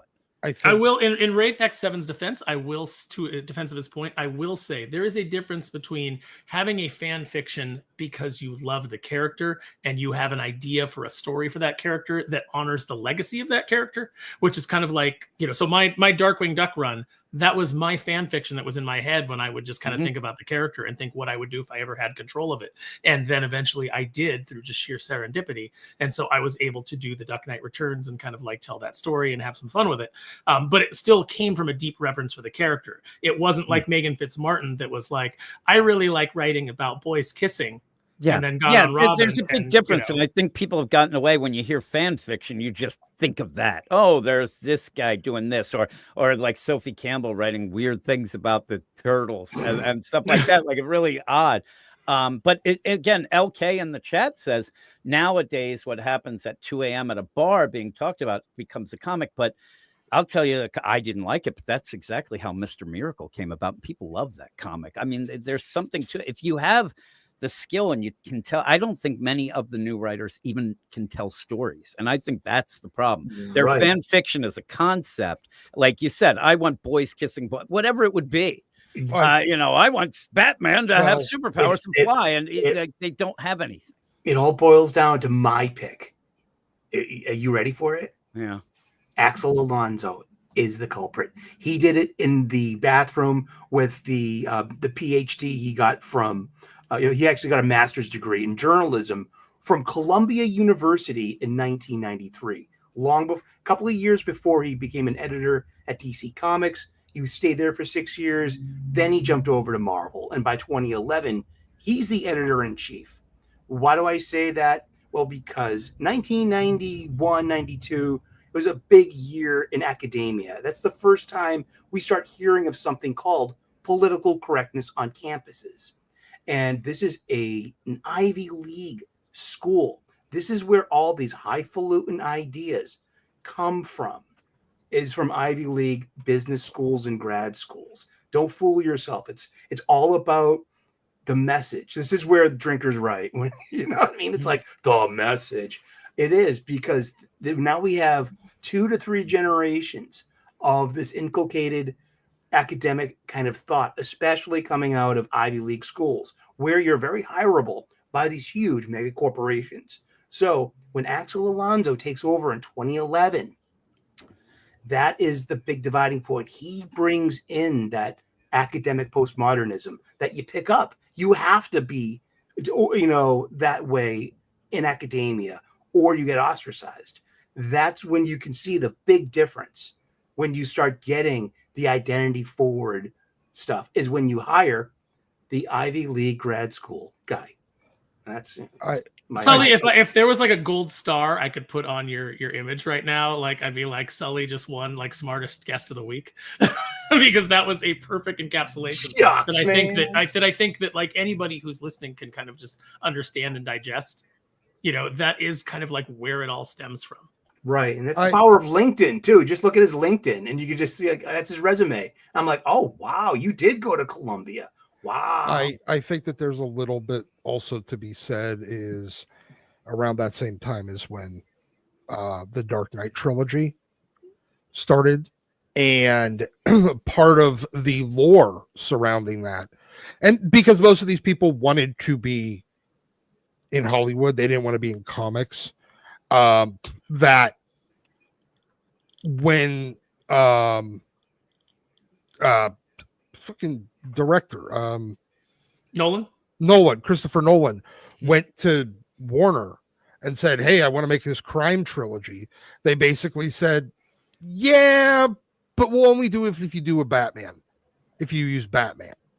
So he twisted his crime trilogy story around Batman, and there was that lore, and basically everybody going, oh, so we could just take a story that we actually do want to write, wrap it around these characters, and we get both the screen time and the credit for, and the big payday, big payday for doing it that way. Oh, that's what I'm going to do. And that, because most of them were aspiring filmmakers and, screenwriters anyway. That's a good point. Odon 87 coming in with, I don't know, some Ugandan money or something. I don't know other currencies. I'm sorry. I am an oaf. Says, challenge, price comics according to the writer. I think that's a spectacular idea, except companies would go bankrupt because in the case of a lot of writers, like say a new Stephanie Phillips series, they'd have to pay you to take it. Yes. That's an Uruguayan peso, by the way. Okay. Thank you. See, Sully, gold star, smartest guy on the panel. Yes. The current price on all X-Men comics are -$2.99. I mean, do I have to keep them in my collection? Is that part of the deal, or can I just pick them up and then on the way just like toss them out? I think you could do that. Yeah, you think that's fair? Jagron2 says, or Jagron or Jagron? Is the U silent? Did any of you watch Wheel of Time TV series? I tried when it first came out because I was such a huge fan of those books, and I immediately abandoned it because I realized what it was going to be. Lucky Max isn't here, Doc. You'd be in a fight. I know. Nerd says, for $5, says, I'm mad I'm so late. I've been waiting for this all week. Oh, that's so cool, man. That's the best thing we heard all day. That warms the cockles of my little black heart. I love to hear that. But the good news is it goes up on the replay, so you can catch all of it. I really don't need to know about your cockles. I'm going to tell you all about my cockles. You're lucky you're not coming to Dallas. An average worm for $19.99. That Wes will appreciate that. Says, I hated One More Day, but kept reading. It took Zeb Wells and Nick Lowe to finally get me to stop after 30 years. It's sad that for me, it's gotten to that point. They've ruined MJ. I hope it gets better. And see, this is what happens is we stick around. We get in this abusive relationship because we love comics so much and we love the characters so much and we followed them for so long. It's been part of our life for so long that we end up buying a lot of stuff that we don't like until finally we hit that breaking point. And for me, it was Civil War II. And we've talked about it on the show before, where reading it, and I just put the book down and I sighed, and my friend said, you know, what's the matter? And I just said, like, very irritated, I said, I don't enjoy this anymore. And I got up and I left the room, and I didn't go back to my comic book store for months. I just stopped buying everything. And it wasn't until, and I know that happened with you, Sully. Like, you came back to comics because, I believe, because you found Wes's channel. Yes. And the conversation kind of like got you back in. But you had just walked away after Heroes in Crisis destroyed Wally That's West. right. Yeah, I mean, I was off the sauce, and I was making content too. I was talking about old comics. How the hell Wes saw that? I'm just blessed and grateful that he did. He started inviting me. He invited me on the show once, and then kept inviting me back. And but I wasn't even buying comics then. My billing was the lapsed reader, and they just everyone kept suggesting, dude, you're not reading Jeremy Adams' The Flash. Guess what? That was my gateway drug back on the habit, because it was that good. And all you need is a little bit of effort like that, like a Jeremy Adams that is, you know, we want to buy these things. We want to care about them. And Jeremy Adams' writing is proof of stuff like that, of those sentiments. No, and Jeremy is such a nice guy. Like, he's so obviously enthusiastic about comics and stories and characters, the same way that Jim Zub is. Like, you know, I've run into Jim Zub multiple times at shows now. I've run into Jeremy Adams multiple times. Both of those guys, man. Like, Jim Zub has probably told every story about writing Conan that he can, about who he met, you know, what people say to him, you know, how appreciative they are. You know, sometimes it's almost like embarrassing, how, like, the weight of, like, the joy of people, you know, because he's like, I'm just a guy writing a comic book, but, like, people are just praising him, and how it kind of, you know, how that kind of works. But he will stand there and he will tell you those stories again and again, because he's just so passionate about writing Conan, about getting to do what he does. And that's really the difference, is when you have creators like a Stephanie Phillips, who are just like, I got into my ex-boyfriend loved comics, and then I wanted him to see my name on comics, ruining his hobby. She's a PhD from an Ivy League school. That's right. Wow. I'm pointing to my conspiracy board. So that's the, you know, you're doing the Pepe Silva right now, right? Like, you know, we're good. Somebody in the chat, go superimpose Sully's face on that Charlie meme. Yeah, please. put like Ivy League schools and then, like, different comic creators' names on the board. But no, that's exactly it. You know, that's the difference between somebody who's just in it because it's something to do, and some way to, you know, like, you're in it out of spite, essentially. And somebody like a Jeremy Adams, like a Jim Zub, who really loves comics and loves what they're doing, like a Josh Williamson on a G.I. Joe. Like, you know, G.I. Joe is one of those books that I would have loved to have worked on. But when I'm reading, you know, of course, Larry Hama's the GOAT. And when I'm reading Joshua Williams stuff and what he's bringing to the table, I'm like, no, this is good. I'm happy to be a fan in this case, because I get to sit back and I get to enjoy, you know, these stories. And so it's great when you get those creators on. Rate X7 for $5. The Avengers was selling really good under Busick and Perez. Bendis' run sold well because Marvel was aiming at speculators during that time. No, they weren't. I don't know that that's true. I mean, I can only speak to my own experience. I was reading those books because they seemed fresh and they seemed exciting, and I was enjoying them. In fact, not only were they not aiming at speculators, that was the title that broke their "we're not doing variants" rule. They had a rule for like 5 years up till that point that they weren't doing variants. So it's not for breaking. You don't do that. You don't just start your, and they only did what, 2 variants for it. Yeah, they had there was the one cover, like the A cover with everybody, you know, in, you know, shadow, like the silhouette cover with the lightning bolt behind them. And then there was the Joe Quesada incentive variant that was like 1 in 50, but that was it. It wasn't. Yeah, and 1 in 50 was still manageable. It wasn't like 1 in 1,000 or what they do now. But yeah, it kind of like drove you out, Doc, which finally broke your habit. Yeah, but my point is there wasn't a speculator market to, at that point in comics, to appeal to. So no. Is Whatnot the new speculator market? Yes. Yeah, it really kind of is, isn't it? I mean, Yeah. it's cool if like, because I know that there's like comic artists that go on there and they'll draw for you and they'll do remarks and things like that. And that's neat. That's something special. But just like all these different variant covers and the thing that really burns my ass. Exclusives. Yeah, the thing that really burns my ass is when these comic companies, these little fly-by-night comic companies, they do, and I worked for a company that did this, and it disgusted me, is where they will just take another character and they'll call it that they don't own, and they'll call it the cosplay cover. Like, oh, it's my character, but dressed up as Psylocke. But you can also get the topless variant, and and it's just essentially you're paying for a topless Psylocke. They're biting off of somebody's IP. That drives me nuts. Yeah. So speaking of Brian Michael Bendis, Steve McDeagle says, my bro and I came into comics with Bendis Avengers and loved it. But as I got more into comics, I fell in love with the Busiek Perez run. It's superior. Beautiful. That's wonderful. That's the whole job of a good comic book, is so you can go back and be like, I am turned on to this now. What? There's more? Oh, wow. Look at this. Yeah, and then you run into people who start recommending things to you and you get deeper into the lore. And see, that's why I've never been one of those people who kind of gatekept from the standpoint of I think it was oh gosh, yeah. There's a comic book artist, I can't remember which one it was, but I remember he was going off on cosplayers at one point. Mm-hmm. And he was saying that, like cosplayers ruined comics and blah, blah, blah.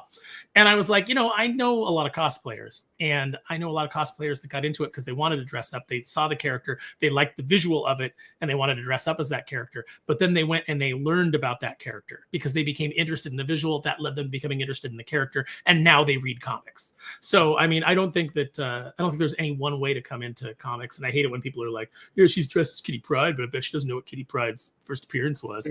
Well, when you first got into comics, you didn't know what Kitty Pryde's first appearance was. So shut up. Like, everybody comes in, everybody's at a different point on the journey, right? I started collecting this when I was 8 years old, and I had 50 cents in my pocket. You know what I mean? Therefore, I'm better than you who just discovered this. I personally believe that cosplayers do ruin comic cons, though. Oh, when they're in the main hall and they're blocking aisles, yes. Yeah, and they're just being attention whores, yes. I gotta there think should for be a cosplayers with designated wings, area though. for that. They take up a lot of area with cosplayers with wings, but I just love them, dude. Oh no, I mean, there's so many costumes where I'm like, I love the technical aspect of this. They did such an amazing job. Why are you on the main floor stopping traffic and causing this big crowd? Because everybody stops to take pictures, right? So everybody can take the same picture of the cosplayer. Unless I'm in the picture, I don't take pictures with cosplayers, no matter how cool their costume is anymore, unless I'm in it. Because I'm going to be, if I want a picture of that, I'm going to be able to find one of the 8 trillion that exist online. And not only that, but these motherfuckers are blocking people's booths. We're there to do commerce. Fuck off. Yeah. Now, if they're in the booth, I am straight up going to be Ben Affleck and Mallrats right now. Cosplayers are these fucking Mallrat kids. These need bags and boards, you bloody savage. Yeah, no, that's a good rule of thumb is don't block people's booths. Don't, they're paying an extraordinary amount of money to be there to sell their wares. If you want to be like on the floor like that, then hey, maybe find out some indie comic instead of dressing up as, another Marvel Rivals character. Marvel Rivals has plenty of promotion. Marvel has plenty of promotion. Maybe you dress up like some indie comic character and you ask the person, do you mind if I come and I stand in your booth and I'll take pictures with people, but I'll draw people to the booth? That's a much better way to handle that sort of thing. See, cosplay's come a long way. The first couple conventions I went to, the promoters would hire the local strippers to dress up as like Vampirella and characters like that. I'd prefer that. I did. It's just crazy what it is now versus what it was then. And God bless those women because they probably had a lot of sweaty paws on them that weekend. Yeah, no, and the work that they put in, I mean, you can't deny, like when you see like a cosplayer put up a video and they're like, here I am cutting out the foam, here I am doing this. And it's like, this costume took me 6 months, like you have to appreciate the craft. Nerd says for $5, do you think the big two are racist? DC has their successful Spider-Man named Static Shock and has been shelved for unknown Blue Beetle and others. I'm going to answer this one first. I do think that there is a certain amount of racism that comes with far left, white, liberal progressivism. I think that there is a soft bigotry of low expectations. And I think there's an idea like from, your Mark Waid types that I have to elevate these people onto my shoulders because they can't possibly, do it on their own. Look at them. They're so oppressed. It's like when I was watching the Hurricane Katrina coverage and Wolf Blitzer said on air while watching, some people ford across, some flooded area, he said, look at these poor people. They're so poor and they're so black. Yeah. Like he let that slip out. And that was a Freudian slip. In his mind, he thinks he's empathetic, but he actually sees people as less than. And that's the thing that's infuriating. And so when they take these characters like a Static Shock, instead of finding a good writer, even if you say like, hey, I want a black writer on this book, it's a black character and I want them to kind of like, I want there to be an authenticity, even if you have that mindset, you still have to go find the best writer that you can. You don't stick Vita Ayala on that book and expect that you're going to get a seller, a story that resonates, or a story that anybody wants to pick up. You still have to find the best of the best in whatever demographic you're looking for. And so, I do think that there is a certain amount of racism that goes into in defense of George Bush does hate black people, I heard, but you end up also with the idea of this. There was a Static Shock book. It was Vita Ayala, but it was about a year ago. And they even have, the idea where you had a Shadow Cabinet book, a milestone book that just finished like 2 months ago. But you know why you don't know that? Because it wasn't good and it didn't sell. So that's what they end up doing. If it doesn't sell, the idea of a successful Spider-Man, Static Shock comics haven't been successful in quite a while, but it could be because, like Aaron said, they try to get they think the right writer, but not the right writer. And so it's not like they haven't had a Static book in 10 years. It's just they haven't done well. And that's more of the question. But again, Blue Beetle, there was a movie. That's why we ended up having that series. And that series kind of failed. You had 2 minis, but it's not like we have an ongoing with Blue Beetle either. So, and then you still have to get the character over, right, Jim? Like the character still has to be over. Yeah. And I said what happened in a lot of these writers and what happens is they go to write it and they're too busy with worrying about things and they forget to make the character cool or to make it a good story and not getting anybody involved. That Blue Beetle book was terrible.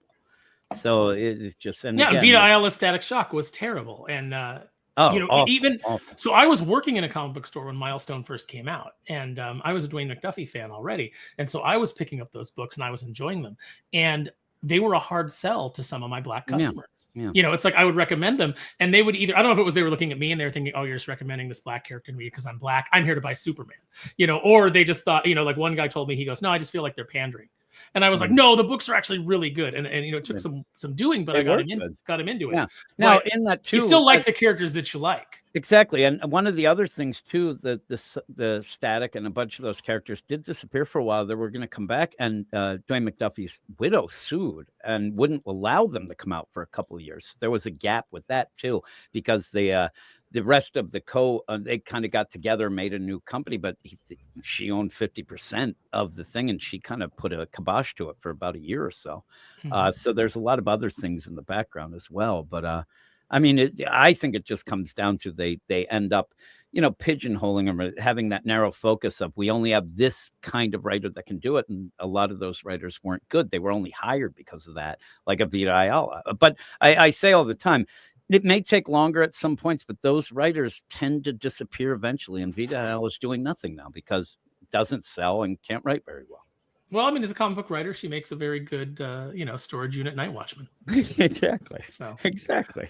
Nerd follows up with, they like to champion black voices, but only find value in non-black characters, and have to force derivatives for attention. It's like back of the bus, y'all. It does seem to be like they want to give them hand-me-downs. Here's your black Captain America, instead of like, hey, Falcon's a great black character in his own right. Let's elevate him as Falcon. It's like he has to have the mantle of a white man to have some kind of legitimacy. Coattail writing. Yeah, coattail writing. It's like we can't do the work. We don't have the talented people to get new characters over, or to take established characters and get them over. So maybe if we take an established character and we stuff them in the identity of a popular character or a well-known character, then they'll work.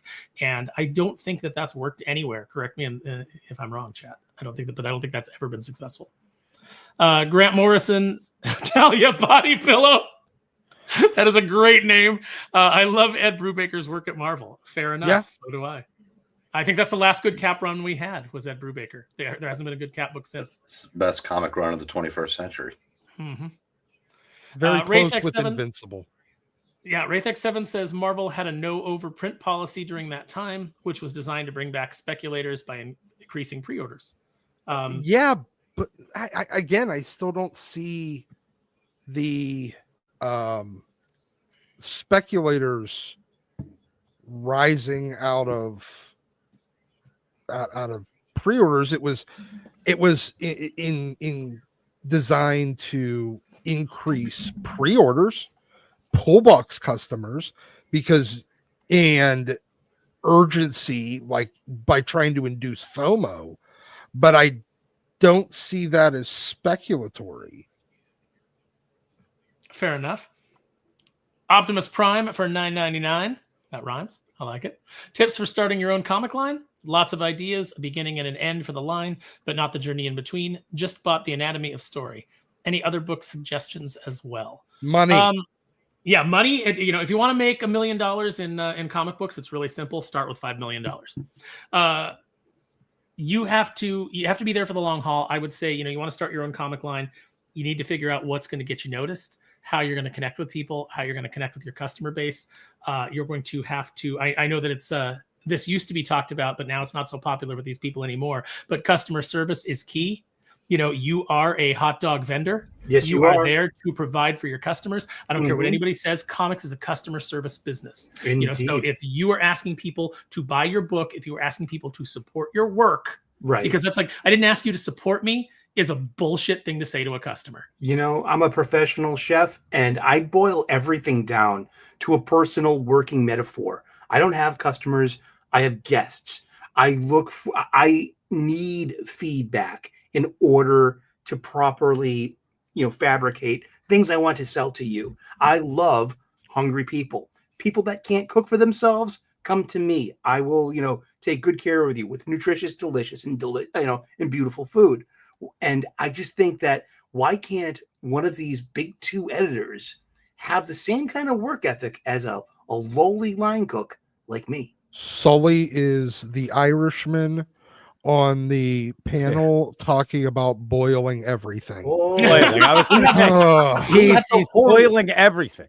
We have the holiest food. We boil the hell out of it. In holy water. Holy water, we boil it. Irish chef that boils everything. That tracks. No, but I think that's very true. So, like, for example, I can give you an example from my perspective. When I went on at Merck, those books were meant to be open-ended. I didn't realize that the idea was that it was just a grift, was to get you into buying some titty covers that then they would just keep reprinting the same story over and over with new titty covers and try to bilk you out of more money.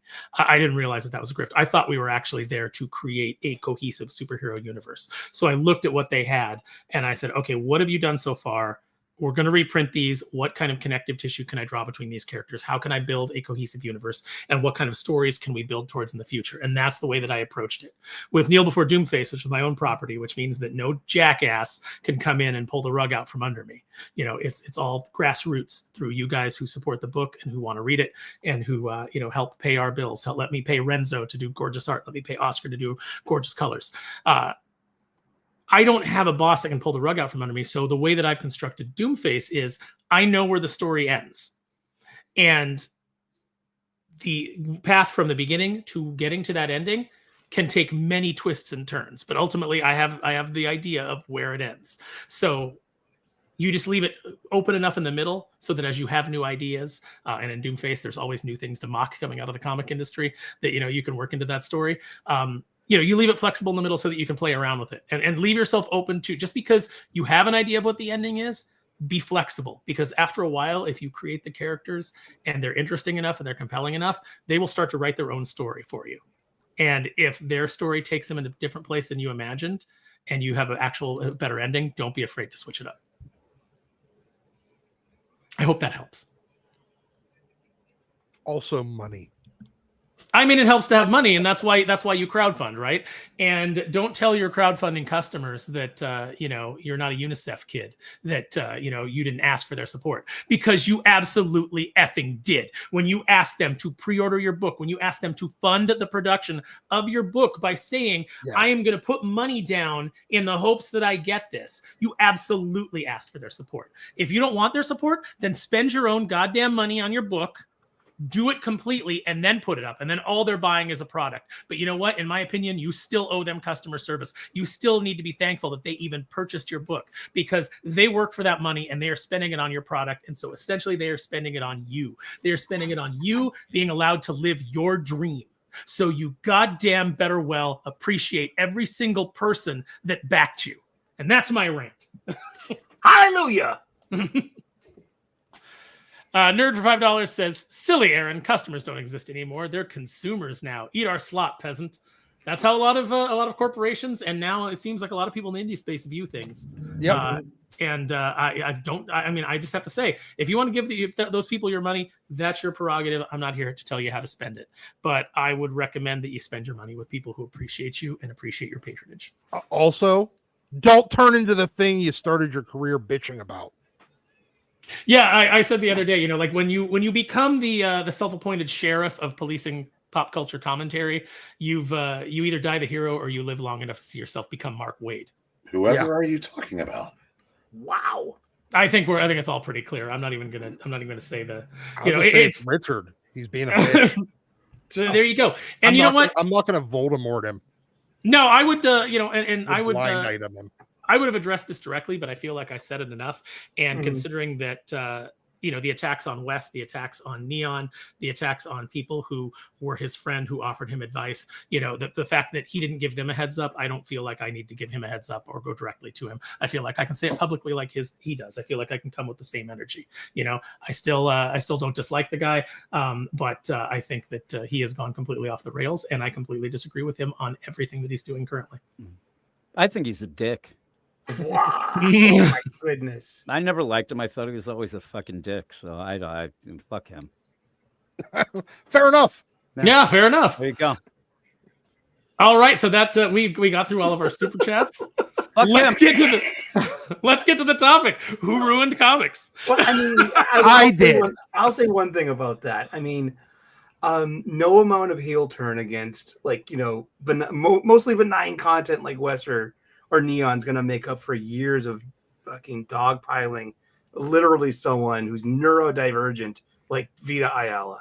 I mean, I love Richard's content for the most part, but I'm like, this came out of left field, and I'm like, but hey, that's his shtick. Stick with it. Yeah, I mean, hey, I like that. Ride that bomb. Thank you. Ride it all the way down, like. He's Slim Pickens on the nuke in Doctor Strange. Woo! I mean, you pick your hill to die on, right? Everybody, a man's got to go his own way. Subhuman 84 says, Aaron Sparrow, does Wes know you hijacked his channel? Believe it or not, Wes actually asked me if I could run Aficionados while he's gone. And I did say before, we won't be here next week because most of us will be in Dallas. Yes. And Wes is afraid to just turn the show over to Doc by himself. Probably. That's right. Wes asked if Aaron could take over the show, and we're finding out. Yes. I mean, it's on. I think we should set up someone's laptop. I mean, at the table. I am the co-host, and I didn't get asked. I'll put it that way. Oh, I'm sorry. I am not the guy to run the ship. I mean, no, I would like to see it though, because I would just like to tune in, and Doc goes, all right, the next 2 hours are going to be things that really grind my gears. I think if Wi-Fi wasn't always such shit at a convention, we should set up a laptop and have all of us just chime in with Doc, you know what I mean, and Jim, who are like, oh my god, that would be amazing. I wish that we had still do the show. Why not? We'll talk to Wes about it. Be like, come on. I mean, I'll bring my equipment. I don't mind bringing my stuff. I would love to just do a stream. Like, I would actually love to. It would be great to do a panel and then just. That would be great to do it live. But nobody of these shows are going to give us a panel. They didn't even give us a table. Like that's why we had to depend on the kindness of HH. Man. Thank you, letting us, I think it's time me and Doc reveal next week. We're going to get live tarot card reading. Yep. We're going to be doing with Tinny and eating with Tinny Howard. She's going to be on. We'll end up doing that. That'll be fun. Who do you think? Do you think we could get any industry pros to come on with us? Probably not, right? Like, I don't want to damage anybody's career who I legitimately. I have a legit idea. If we're looking for somebody for the following Saturday, let's hit up Jimmy Palmiotti because he's actually I think he's a pretty cool dude. There is a 0% chance Jimmy would come on anything that I was there. He's done some other stuff lately. You know what I mean? I've seen him out there. He might. I think there's a 0% chance that Jimmy's opinions would resonate with our audience. That doesn't matter. He's part of this industry. He's such a great creative. I mean, he's a great artist. He's a pretty decent writer. And I mean, and when it boils down, he knows the ins and outs of this publishing industry. I really appreciate his complete and utter spinelessness. Expand on that, Doc. I'm curious. He's not going to be on. You can bully him into doing anything you want. He's like an easy target. He's a nice guy. He's a very, very nice guy. I'm fucking around. Jimmy is a wonderful guy, but Jesus Christ, the guy does not stand up for anything. Well, I think there comes a point so if Jimmy puts out an opinion, because Jimmy is very he's very far left. But if he puts out an opinion that's sensible and upsets the far left, they go at him and he'll delete it. And part of that might just be like, oh, I just don't even want to deal with this. But at the same time, at some point you have to realize that's your people. That's your tribe. Yeah. Your tribe is coming to cut your throat because you disagreed with them 1/100th on one issue. And at some point you've got to look at that and you've got to say, maybe I'm not allied with the right people. Maybe I'm not on the right side. Maybe there are a lot of lunatics over here with me. Yep. But Nerd says who? Answer women and soy boys. And then Parker Lux, what's that? Matt Bird says, Spider-Man, since one more day, is Marvel's greatest villain ever. Thanks, Joe Quesada, for that. I don't know if he's the greatest villain, but he's definitely the biggest bitch. Yeah. No, wait, hold on. Iceman's a bigger bitch. He'll never live down that or him wearing the ask me about my feminist agenda shirt on he will never Mockingbird's couch. He will never get outlive wearing his girlfriend's shirt. Period. It didn't matter what it said. He fit into his girlfriend's shirt. Yeah, at that point, Spider-Man has become such a sad sack that Harvey Comics should sue them for gimmick infringement. Joe Glass should sue him for life infringement. Yes. Yeah, Joe Glass isn't fitting in that shirt. Not that he would. What's so funny is since everybody effed off to Bluesky, I only rarely even think of these people anymore because I never see any obviously they're not on Twitter putting out messages, and I sure as hell aren't going to the already dying site that is Bluesky. So it's kind of funny. It's I feel like a lot of people have disappeared, but they're still out there. They're just it's like the joke from 30 Rock. He's on LinkedIn, Lemon. LinkedIn. He might as well be dead. No, well, we do have a topic we're supposed to get to. Yes, so we keep kind of dancing around who we're talking about. We're talking about because I don't need chicken nuggies, so I know Doc probably has to bail out, and I assume some other people will as well. But I can keep going. You're going to keep going. That's right. So we'll do it like we do the comic book recommendations. We'll just go around. Jim, you go first. Tell me who went from icon to villain. Well, I don't know that there's ever icon, and it's kind of newer, but the guy that just ends up the person who people come up to me and say, I'm out of comics now, I quit. It was Tom King. It's Tom King through and through. The idea he got elevated when he went on Batman, and then even led to the non-wedding after he lied on television, told Seth Meyers that it would happen. And then Heroes in Crisis, I think, is like the death nail in Rebirth, one of the better things that DC has done, and then just keeps doing it. And it's not just him too, it's his fans who end up, and they're dwindling, but the fans who end up demanding that the only time they've ever read, say, Wonder Woman is Tom King, but he does it the best. And he's the only one who knows it, and ends up where it just ends up being just that misery. And again, you could go and say he's getting it from this guy to that guy, whatever. But recently, he's the guy who every time a book comes out, it just drives me nuts, and it just makes me not want to read. And like I said, a lot of people ended up dropping Batman because of him. That's a huge thing. But then also Heroes in Crisis ruined Wally for so long. All that Jeremy Adams had to come in and fix a lot of the stuff, which actually has shown how good Jeremy Adams is in, you know, a juxtaposition to that nonsense that Tom King does. But this Wonder Woman run, terrible. Everything. I don't like really anything he's done. So I just put him as a guy. It's more of the guy that I just don't really like, but I think that he even has some people who have jumped on that bandwagon of, oh, I'm going to do things like him, like a Christopher Cantwell, who thinks he's like Tom King. And I just hate him. You know what? I think you're right. I think they did their best to prop him up and make him an icon. You know, they tried to push him as an icon, and it fooled, you know, the people that were easily foolable. But for the most part, I think that most people very quickly saw through his shtick and saw that the Emperor had no clothes. Yeah. So and with that, that's kind of the thing that gets me mad about. Like, we saw through it, but then we were told we were the dummies. And, oh, you just don't get it. He's so smart. It kind of had that Grant Morrison feel at a point that if you didn't like it, it was because you weren't smart enough to understand it. Well, we just knew that it was garbage. And we're getting that now with the campers. You know, that's what happens with that. Yeah. Oh you know, the Dennis camps, like, oh, you guys just don't get it. You just don't get how smart he is. No, I understand everything that he's putting on the page. I really do. I understand how high he is. Yeah, I can see it. You know, Sully, who's your icon to villain?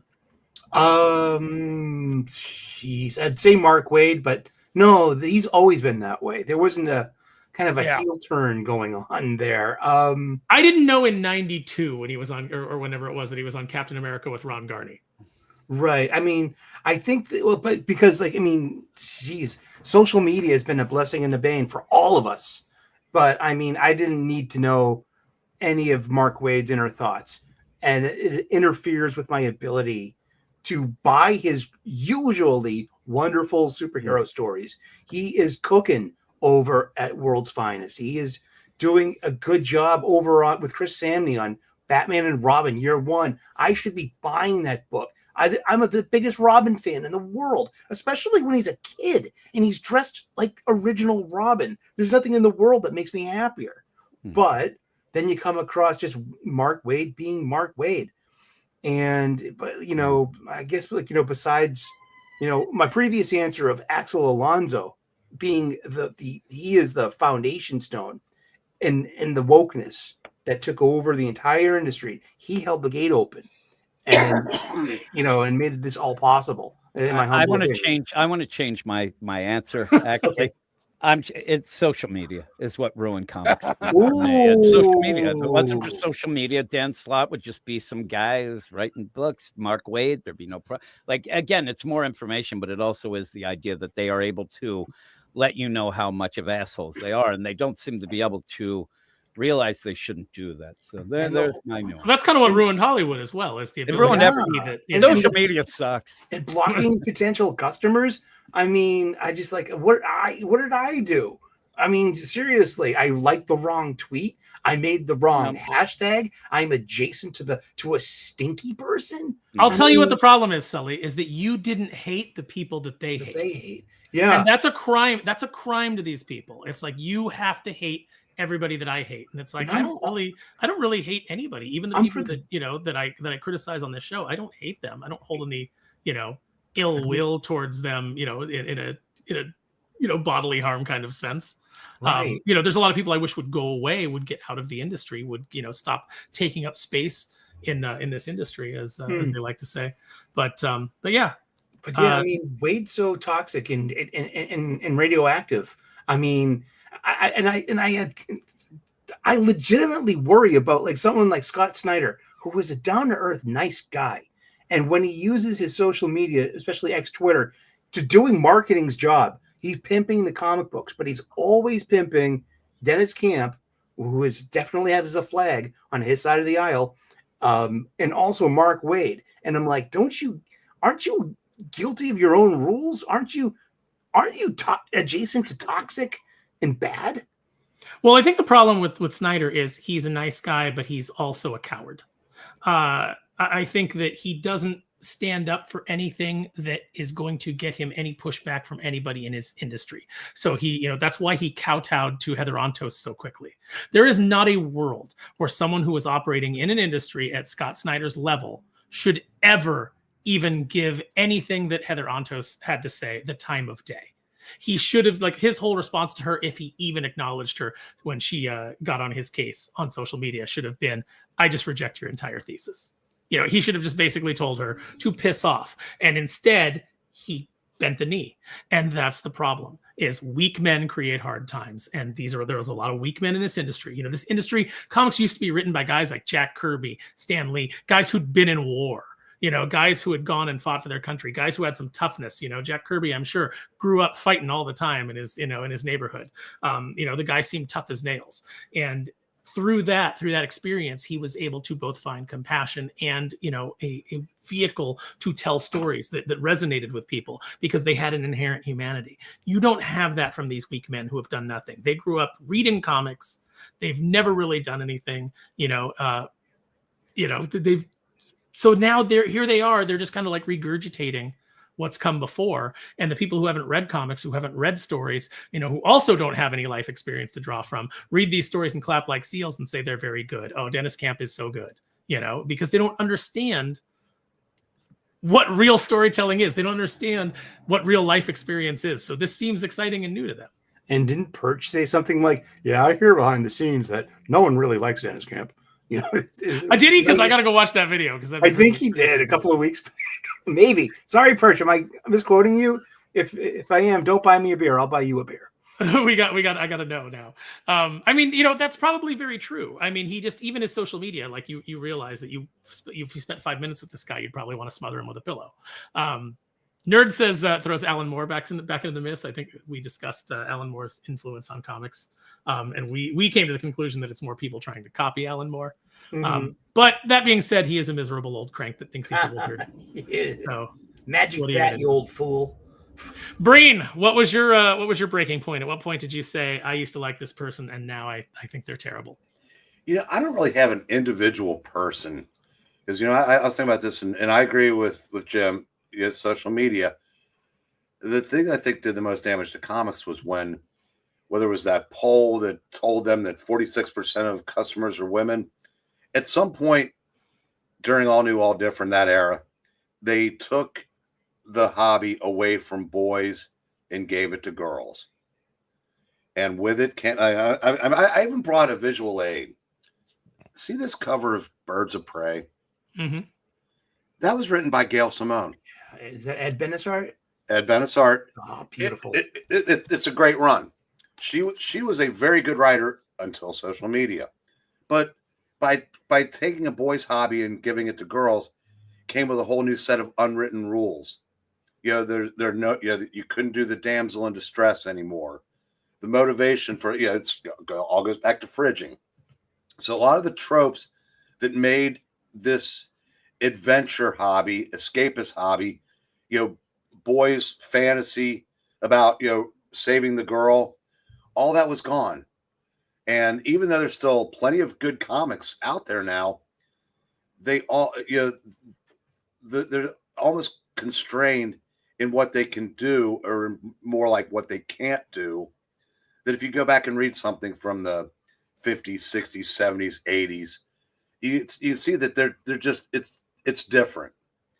And a lot of the things that made comics such escapist fun, doesn't exist anymore. So you have to find other things to get from the hobby that you can like. But because the easy answer would be Joe Quesada for the One More Day in Sin's Past decision, or like I said, Tom King for basically everything he's ever done. But I just think between social media and, like I said, taking it away from not making it a boy's hobby anymore is who I put the blame on. That's good. I don't know who that person is. It's academic postmodernism. That is the Ivy League business school grad mentality, to elevate and evolve the iconic brand, that your existing customer base is out of touch and you need to address and get new readers or customers with diversity and representation. I'm literally quoting the Bud Light VP from back in this is And something that always drove me nuts is that we're always being lectured that this hobby has produced so many racist, misogynist, homophobe, blah blah blah blah. This hobby has always been in the hands of the left. So Yeah. they did a pretty good job of creating all of us racist, bigots, and homophobes. If that's true. Yeah, So me it's in my comic shop trying to convince my black customers to buy Milestone. That's super. Oh yeah, obviously we all super had a problem with characters that were different races and things like that. That's why X-Men was the best-selling comic, for decades, was because we all hated diversity. It's like, the whole argument falls apart. And this whole thing about comics, this poll says that comic readers are 46% women. Well, obviously, then you did a really good job already. What you were doing was working, right? What was the data? You didn't have to change the whole industry. What was they only polled 5,000 people? They pulled and it was just random essentially raw are data you from interested? Facebook likes. Yeah, Facebook likes. Are you interested in comics? Yeah, back in the day, I don't know if Facebook's even still like the same thing. I literally haven't been on there in 10 years. But you used to just start typing, like it was just likes, and you just add random words. And they pulled the word comic from there. And then they looked at who had that. And it was 46% women. For all we know, they meant stand-up fucking comics. Well, also we don't even know what a woman is, Doc. So how could we really? Well, yeah, industry is 46% women. A woman could be anything. It's weird how some people can come in blazing and then stick their head up their butts. Kevin Smith, Mark Waid, so many to list. This was one I wanted to highlight as well. LK Sana Amanat. Marvel isn't a comic book company; it's a lifestyle brand. Yeah, how did that work out? Kleenex isn't a tissue company; it's a lifestyle brand. No, it's a wipe my ass and my nose brand. That's it. If you start making fucking snack foods tomorrow, I'm not buying it. You're not going to go to the Kleenex social media page and watch their cooking show, Doc? Cooking with Kleenex? What? No, it's a lifestyle brand. In fact, the best thing that they're going to get is maybe I'll watch the How It's Made episode on the fucking Discovery Channel, showing me how they convert it from wood pulp into a thing that I can wipe my nose or asshole with without causing chafing. That's the only thing I'm curious how I get a block of wood and turn it into thing that doesn't shape my ass and give me splinters. That's it. That's the extent that I'm interested. I'm curious how they make the plumbus, because every home has one. Yeah. I think the thing that interested me most during this whole time when brands were coming out and giving you their opinions and weighing in on social issues, which is another thing that is absolutely disastrous, because the thing is, Michael Jordan said it a long time ago, Republicans buy sneakers too. Yeah. And, when you come out and, we need to be socially conscious, they really thought that was going to be a thing. And one of my favorite things that came out of that was just people just responding on social media. Shut up, brand. Wow. It's like, you're a brand. Shut up. Shut up, brand. I don't care what you think about, the war going on across the world, or, I don't need you to weigh in on social issues. You know what I need you to do, Heinz? I need you to make goddamn ketchup. That's what I need you to do. Sana Amanat, graduate of Columbia University. Yeah. Politically connected and used Marvel, never cared about the comics, used Marvel as a stepping stone to get where she wanted to be, which is a greater place of cultural influence and be part of Marvel Studios. Real quick, so the old writers, talk about old writers versus new writers. The old writers lived in the world. And when you live in the world and have to deal with people, you realize you may not agree with people on everything, but you are dealing with people that have the same wants and desires, maybe different ways to get there. When you grow up in front of a keyboard, you can just surround yourself with a hive mind, and the people that don't agree with you they're not people. They're That's just true. They're just Lansing like and Kelly. some evil, Hive mind. whatever that you don't think twice if they were. What if Sophie Campbell said if I could set off a bomb that would kill every Republican in Congress, I'd do it, and then I'd turn back over and go back to sleep. Mm-hmm. They're not people. They're not people to them anymore. In fairness, Now, in fairness, she said in Congress. Well, as it turns out, she's not. You know, I mean, I'm not as upset with him as I used to be about that. Now to think about it, but you get the point. I mean, I'd expand it to all of Congress. You know, I wouldn't single out. There's a lot of people in Congress. I think that. I mean, a lot of my good friends don't vote the same way as I do. But yeah, so when you talk to people face to face and not like we're doing now, you think about things different. And that's why the older writers, coupled with life experience, they had stories to tell. And they got along. Like I said, the people that gave me the great comics that I read for the first 30, 40 years I was doing this didn't vote like me then, but they would present both sides and let you make up your mind by and large. Mm-hmm. That's gone for the most part now. And Nocenti used to do it really well in the pages of Daredevil. It was obvious that she had a bent, she had a slant, she had a direction that, that she leaned. But when she told her stories, she would, try to understand both sides of the argument and present them, and then not talk down to you as the reader, let you kind of, divine what you thought of it yourself. And I thought that was that's why I found her Daredevil run so interesting. And also because it was such a departure from Miller. She didn't come in and try to play Frank Miller's greatest hits. She went in her own direction and tried to do something original. And I appreciated that. And she edited Uncanny X-Men and the X-Books in the late 80s as well. She took over from Weezy Simonson, but Annie Nocenti was pretty much responsible for that huge chunk of these Chris Claremont books that we just love and adore, that she shepherded. You know what I mean? Seriously. Well, we got another super chat for $2. Cinema Quirks just wants to let you know, Breen, that you are loved. Hey, it's Jimmy. I want to cut of that. I could always use an extra 31 cents. That's right. That's right. Well, once YouTube takes their cut and Wes takes his.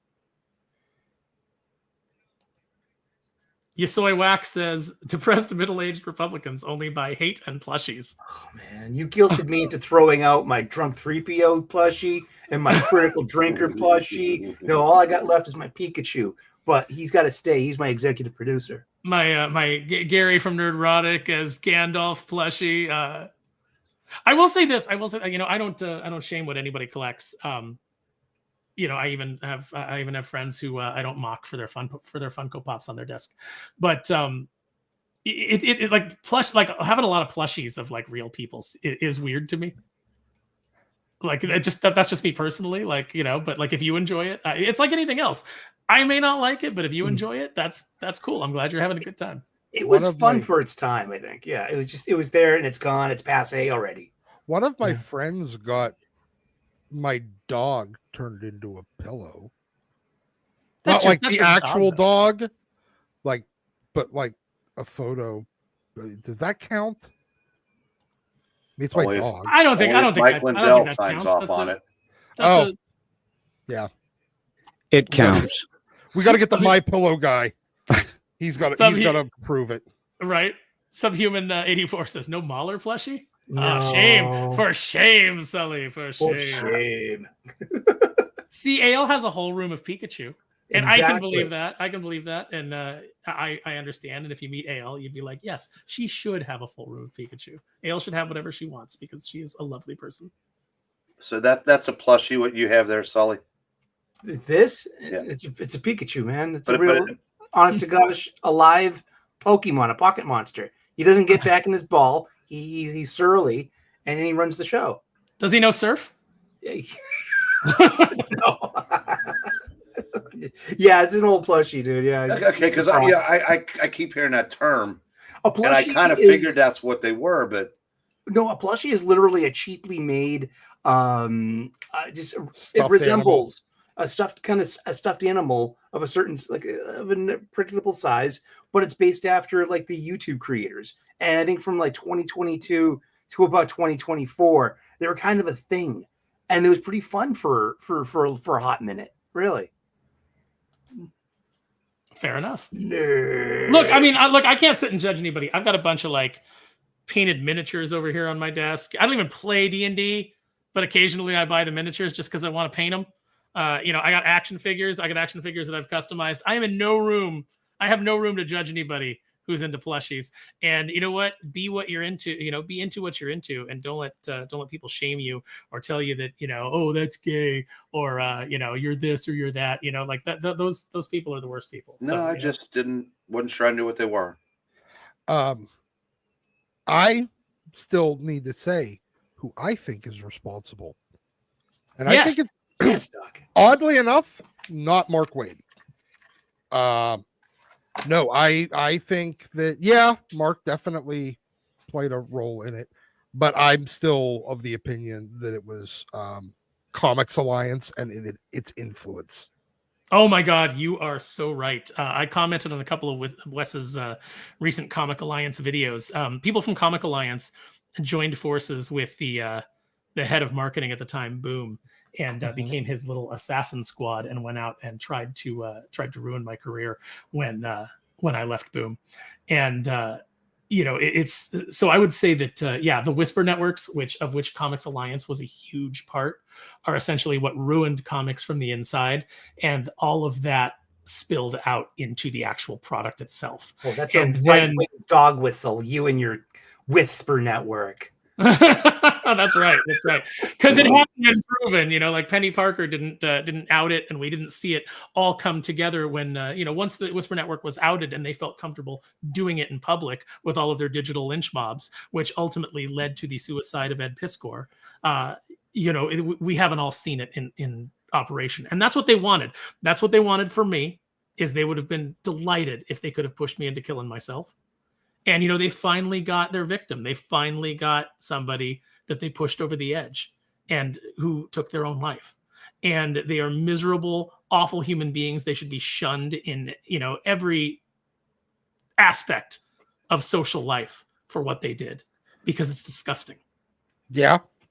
But no, I think between their influence, their participants, and the way that they infiltrated the industry. See, here's the thing. I think they took what Bleeding Cool and what Rich Johnston was doing and made an organization out of it instead of some lone fucking retarded Brit pitching a bitch over in, on the other side of the planet because of whatever personal gripe he has. They turned it into a movement. They wanted to wield power and influence, and the people that seek out power and influence are the last the people. Good guys. Yeah, they're the last people you ever want to have. I am still of the opinion that we should let most industries and governments be run by the first 538 people through the TA in Breezewood, Pennsylvania, on a random Tuesday in November. It's like that's you're minding your own business. That's like, hey, you want to be CEO? President. You want to be CEO of Disney? And you're like, God, no. And they're like, perfect. You're the CEO of Disney. Like, oh, damn it. Fuck, I don't want that job. Like, well, I guess I better figure out how to do this now. Yes. Like the CEOs of the Fortune 500 companies and all 538. So the first 1,038 people through the doors of the TA in Breezewood, Pennsylvania on a random Tuesday in November. They're the ones that run the fucking world for the next couple of years. Yeah. I think they do better. Oh, wait, let me see. There was one that I wanted to pop up here. Do they make a Doc plushie? I was actually going to say that. Should we do a Doc plushie, chat? What do you think? Would you That like would to be fun. curl up at night and nestle into Doc's big plush beard? Yes. The beard is longer than the body and the legs. Yeah, Well, the it's holding up a legs are slab. actually just poking out of the beard like midway. It's a slab with a beard and hands and feet. Oh, that'd be amazing. I think it would be better to just make garden gnome docs. Zach for $10 says, give Breen a slightly larger cut and some change for Sully's producer. Okay, Zach, this doesn't get you off the hook for saying Born Again is a boring comic. Oh! I mean, that's you look, I'm going to give you points for having balls because that's just going to start a fight. That's just waking up and choosing violence. Is going to comic chat and saying that Born Again is boring. I got a lot of work to do still with my comic. I mean, if we're talking about the TV show, yeah. The first half of the Daredevil Born Again TV show, yes, it's actually quite boring. I tried, man. It's on Dockbuster Video, and I tried, and I just couldn't. It's so boring. I didn't think so. I mean, there's like, okay, you got the first 5 minutes of the first episode. You get the one scene in the second or third episode with the two corrupt cops. And then you get what was it? The second to last, the one where you had Kingpin and his fight, and it kept cutting back between Daredevil fighting the Ghostface dude and Kingpin beating the shit out of that dude in his basement, and where it just kept coming back and juxtaposing those two fights. Those were the only three. So we have approximately 20 good minutes in just shy of 8 hours. Well, I just try to imagine sitting down and asking, "Hey guys, should we make a big part of this show the Kingpin going to marriage counseling? Is that something people would want to see?" And if you say yes, you're fired. Well, I watch a lot of stuff that's not genre related, so I'm used to slow pacing. Yeah, I don't mind it. I didn't mind it. Yeah, it just, I don't know. Like I said, I don't need wall to wall action. Maybe that's why I like Ultimate Spider-Man better than say like Wes and Drew. That if I think something's done well, I don't need wall to wall action. And I thought Daredevil was pretty good. Sully, this is a really good point. Every time you think of cartoonist kayfabe, all you can think of is Jim Rugg abandoning his best friend. Gosh, that was just, wow. I just remember that. Like it was April Fool. It was right before April Fool's Day, just last year. And no, it was April Fool's Day. Well, it was like right when everything broke was right before. Oh yeah. I mean, Eddie didn't do that until April Fool's Day, and then we were like stuck with like this whole this is a terrible April Fool's joke, and it's but to immediately be did that come from within, or was that leveraged? We'll never know, and who cares? I mean, well, who cares is like, I mean, that's a relative thing to say, but it's it was heartbreaking. I mean, seriously, and the way that he addressed Jim in his note. I read that. I mean, I don't know about you. I did. That was heartbreaking. Jeez. Yeah, I mean, I can't even imagine. Obviously, you don't know, and just from if I can just play devil's advocate for a minute, from Jim Rugg's perspective, like you don't know what people that you're friends with get up to when you're not around them, but so like I can understand like putting out a statement if you even have to put out a statement. And honestly, does Jim Rugg have such a important comics career that there was anything risked at all? I don't think it was his comics career. I think it was his teaching career. Okay. Well, I think that you just say like this story is obviously, still breaking. It is inconsistent with what I know of this person. But I want to caution rushing to judgment. But if there is evidence out there, I'm happy to revise my opinion at a later date. But until that happens, I stand by my friend and I stand what I know of them. I think that's a very simple. And granted, that will never be enough for the rabid people like Alex DeCampi who want blood. But who gives a shit what Alex DeCampi wants? Who gives a shit what that fat piece of shit Ramon Villalobos wants? They are just here for the blood sport. They are just here to hurt other people because they are bitter and ugly inside. They're, they have a hole that they can't like just like the line from Tombstone. It'll never be filled up by all of the hurt that they inflict. I'm gonna vet Ramon Villalobos wants another plate of taquitos. But that won't fill him up. More. No, it won't. He'll just want another one after that too, and another, and another, and another. And he may be the guy that gets fat enough to see if they can implode like a star. Yeah, I mean, it's really easy. It's really easy to sit and kind of like play Monday morning quarterback to the situation. But I guess until you're in it, until you have you have a situation where you have a friend who is being attacked, and you're like, well, this doesn't jive with what I know of them. But also, like I said, you don't know what goes on behind closed doors. So I can't rush to judgment on that because I've never had to walk in those shoes, and I hope that I never do. I hope that and I endeavor to be the person who never puts anybody in that position. I don't ever want any friend to have to disavow me or think about disavowing me, and which is why I try to just own everything that I do, and I don't get involved in like little cliques or guilds. I want to be disavowed at some point. That means I did something fucking nuts. Like I feel like that needs to happen. And then Doc rode a motorcycle off the bridge covered in fireworks. I don't agree with his decision, but it was a spectacular show as it all went off. Well, by the way, so as everybody sees, Jim had to depart. Jim Werner. Yeah, Jim Werner. That was the timing on that.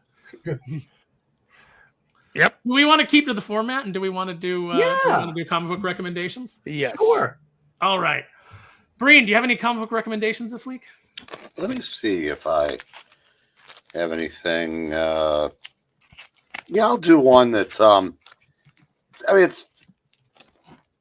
it's no Space Ghost, Dick Tracy or Flash Gordon, but a little series that Archie Comics did recently.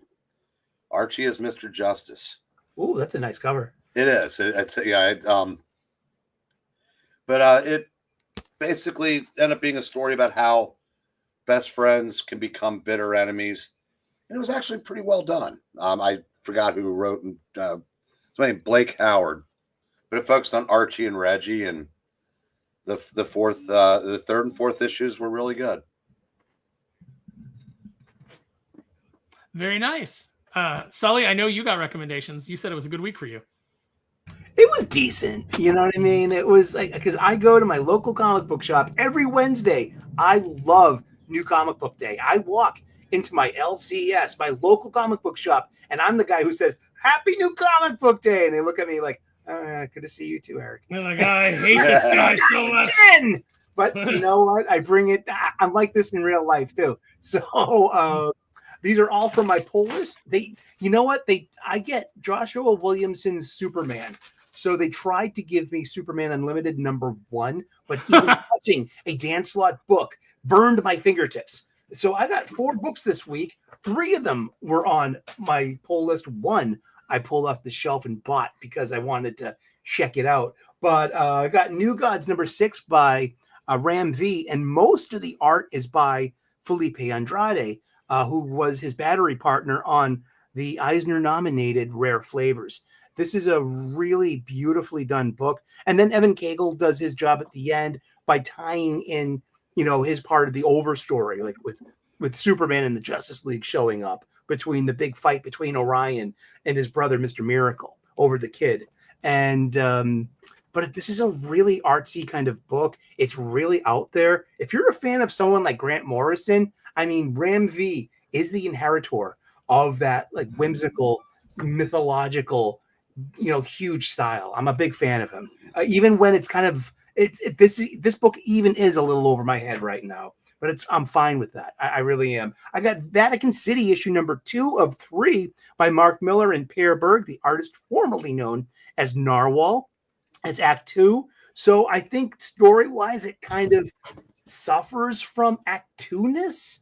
Like a lot of things do happen, and it's just all about getting to the end. This is going to collect, I think, better than in a serial format. And I'm not trying to throw shade at either one of them. I love those guys. The Incredible Hulk #25 by Philip Kennedy Johnson, and great art by Nick Klein. We get to see once again Hulk and Thor throw down. There's delicious hand-drawn onomatopoeia everywhere in this loud, over-the-top, action scene-filled funny book. I love it. But my pick of the week, I picked up and took a chance. I'm picking up Mark Guggenheim and Kari Andros, Spider-Man and Wolverine #1. The art in this is so over the top, and it's effing great. It's so good. Mark Guggenheim does the yeoman's work. He can write a really decent story, but it's the Kari Andros art that elevates this and just it makes me want to get more. And I'm looking forward to issue #2. It's got a great cliffhanger. I mean, and when you involve Mysterio, can you really believe anything that we're being shown?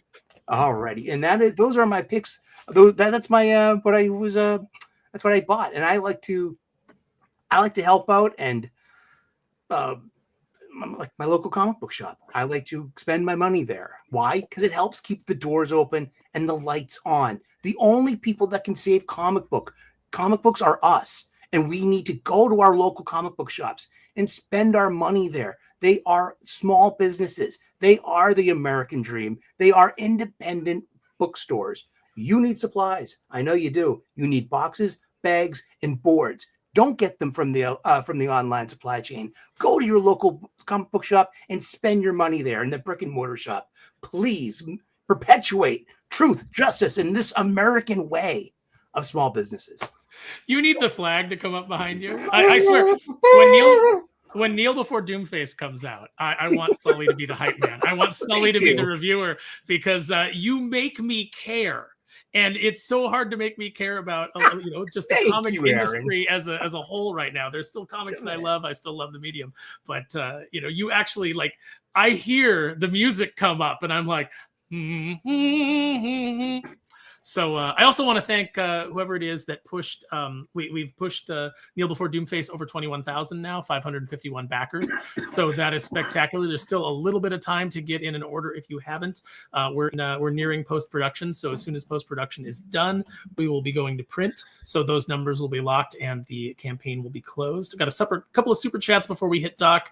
Or Doc, do you need to go? Do you need me to hit you first and then do the super chat? No, you can go. Okay. So Nerd says, people like new excitement. Why can't we bring that to the indie space? We have tons of comics, but no conversation. See manga for details. I mean, we do have the conversation here, but it is limited, the conversation that's going on out there. People are not really talking about comic books because there's not really a lot of stuff being produced that's worth talking about. We are out there talking about the things that are. Here's the one thing. As somebody that is, I guess, in this YouTube space, having conversations about comics, I have no interest in making a comic. I mean, Aaron, you have Neil Before Doomface. HH has Here Comes Calico.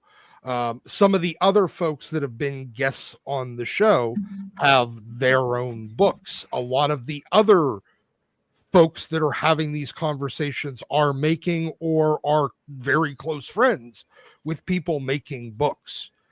So having a conversation about them isn't so much, it's difficult. You don't want to insult your friends.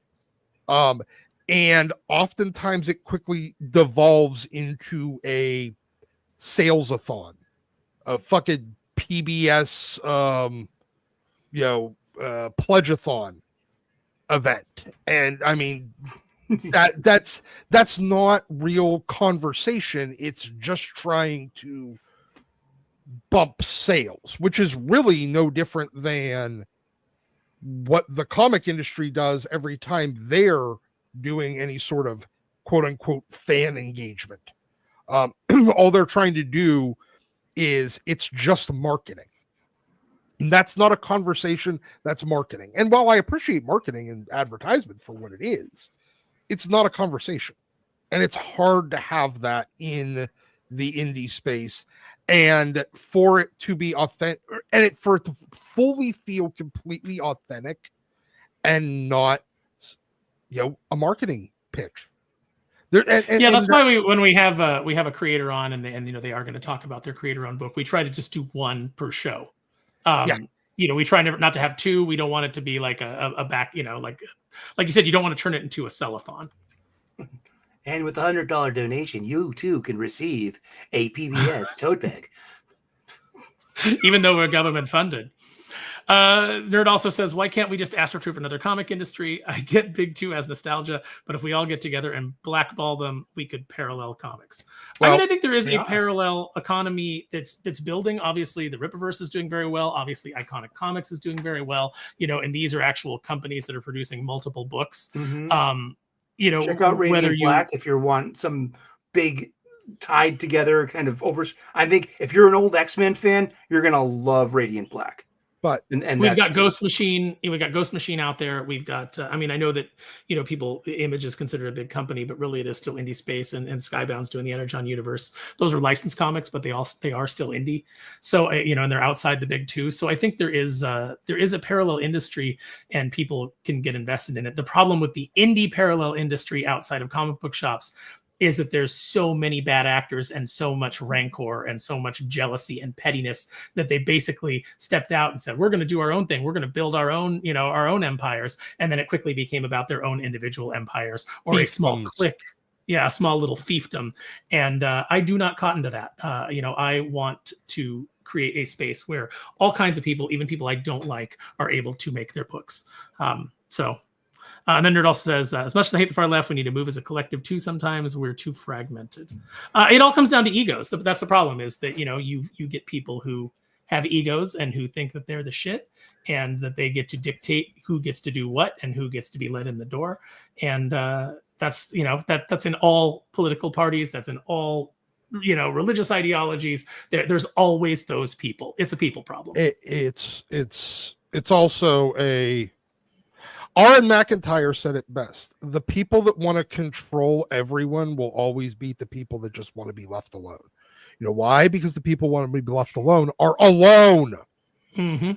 And this is kind of like what we've seen in in the political sphere. Is you had a bunch of people. They woke up Gen X. Gen X just wants to be left alone. Gen X just wants to do its own thing. And you kept pushing and you kept pushing and you kept pushing and you kept getting involved in our business. And eventually you pissed Gen X off. And Gen X woke up, and now you've got to deal with that. So I think, the tide can turn, but we just have to, all of us that just want to be left the hell alone, we don't have that luxury anymore. They will keep pushing until they overwhelm us. So, you have to push back. Doc, what do you got for us this week? Well, let's see. I don't have any reviews up with Wes this week, so that's surprising. But that's just because Wes is in America right now. So...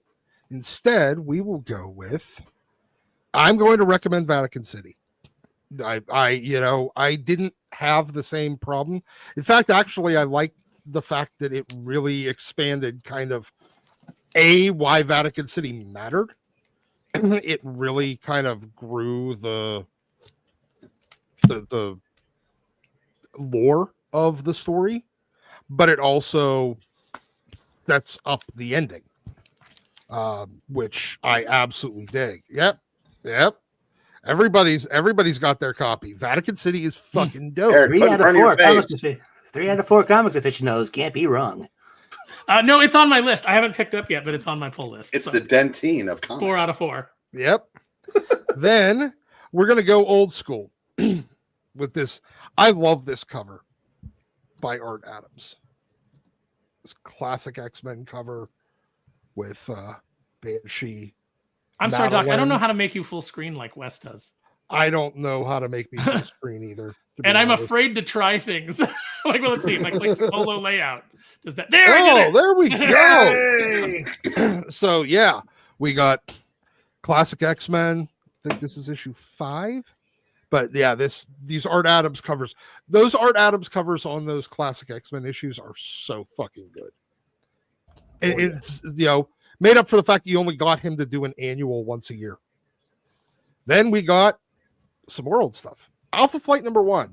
I've been seeing people a lot of people have been picking this book up recently. I don't know why. I picked mine up a couple of months ago for cheap. And now it's selling pretty well.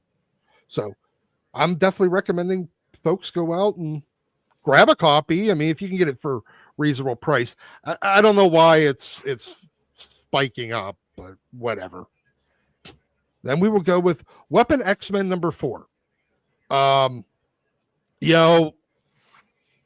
still pissed that this book got turned into a miniseries, but yeah, it's E-Viewing's X-Men still going, by the way. I know E-Viewing's exceptional X-Men. Now, granted, it gets canceled with issue 10 or 12, something like Who that. saw that coming? I know, Oh, only goodness. everybody.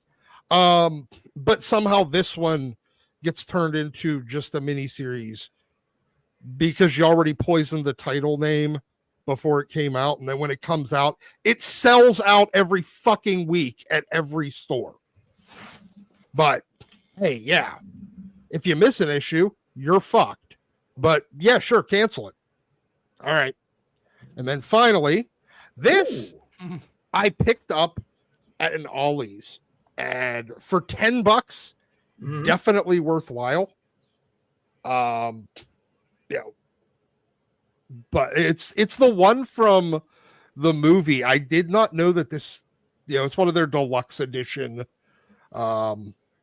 figures. It's a good looking figure, especially when you know she's dead. Kind of like the movie. It comes with great accessories. It does. There's a bunch of stuff that comes with it. So that's why I was like, you know what? I'll pick this one up. So those are, if you got an Ollie's near you, you might be able to find these. Apparently these used to come out in 2020, like for the movie. Yeah, they were like $30 at Target. They were Target exclusive, if I'm not mistaken. Yeah, and now I've picked this up for $9.99. So those are my recommendations. Now you got to figure out how to make me small again. Right? I'm gonna go with hit the same button you did to make me big. Exit solo layout. Bin, seems bin, to be scala, the, bin. Hey, look at this! I Wow. have successfully Navigated the stream yard. Boomer moment avoided. Yeah, who knew? So I guess my comic recommendations this week, like I said, I have not picked up my books yet, but this is what's on my pull list.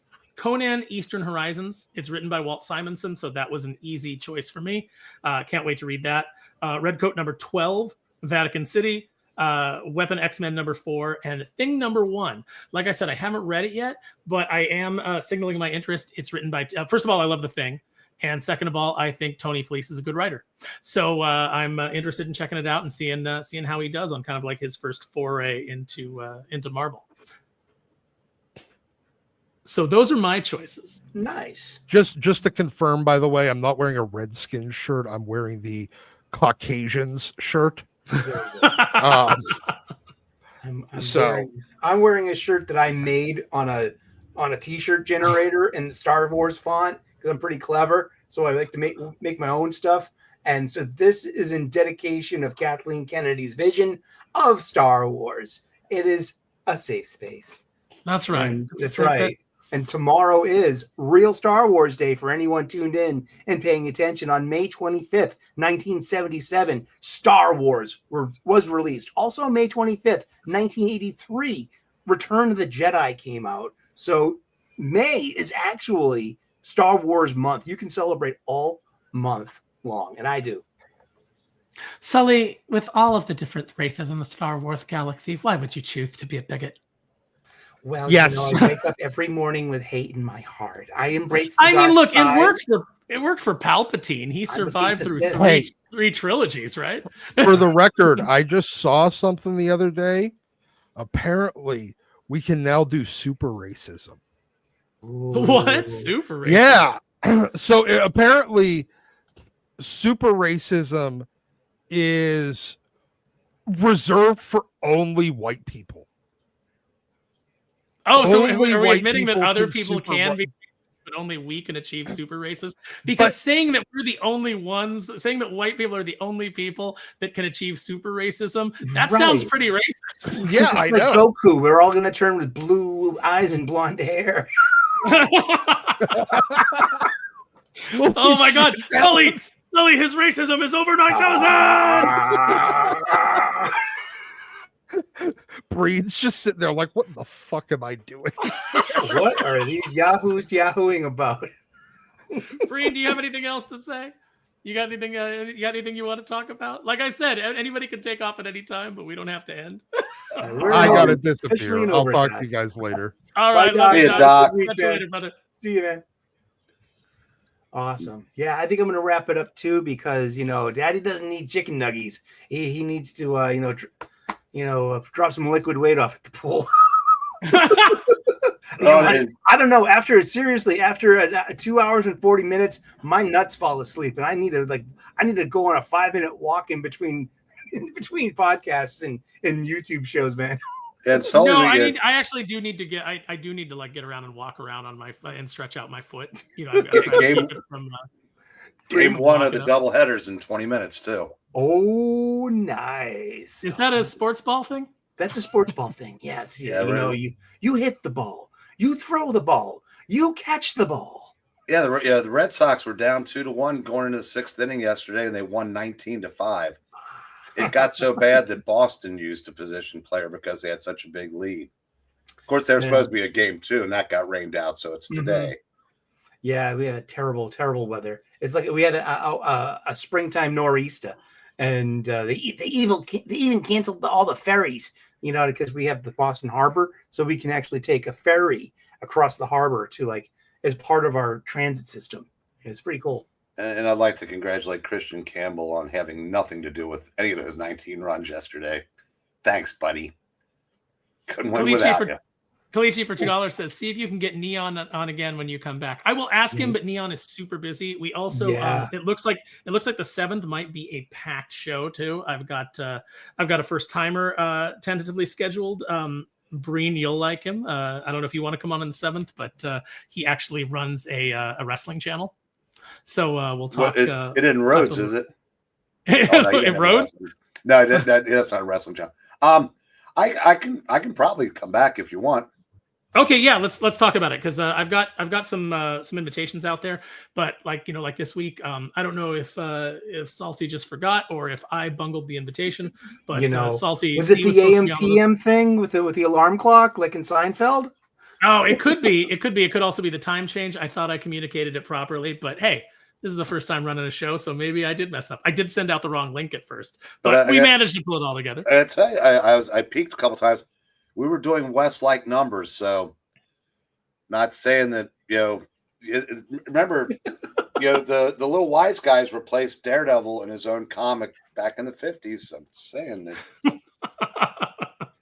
Well, you know what? I'm glad that we were able to keep the lights on for Wes. I'm glad we were able to be here for everybody and to get some super chats so that he can keep doing what he does.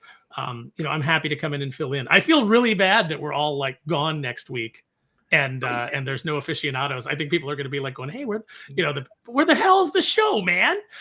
Everybody's going to be going a week off. Yeah. You just talk Western at 10 o'clock. Let's just start a stream from the table and just do it from a laptop. We definitely could, or we could even do it from a phone. Just come on live and it'll be awful. But if a bunch of us are walking around the alleys and shit, you know what I mean. We can always just be like the guest that just take. I think we can do it if we put our minds to it. We have a week. Yeah, no, I think so. I love everybody for being here again. Thank you so much for. Thank you so much for I know a bunch of douchebags out there.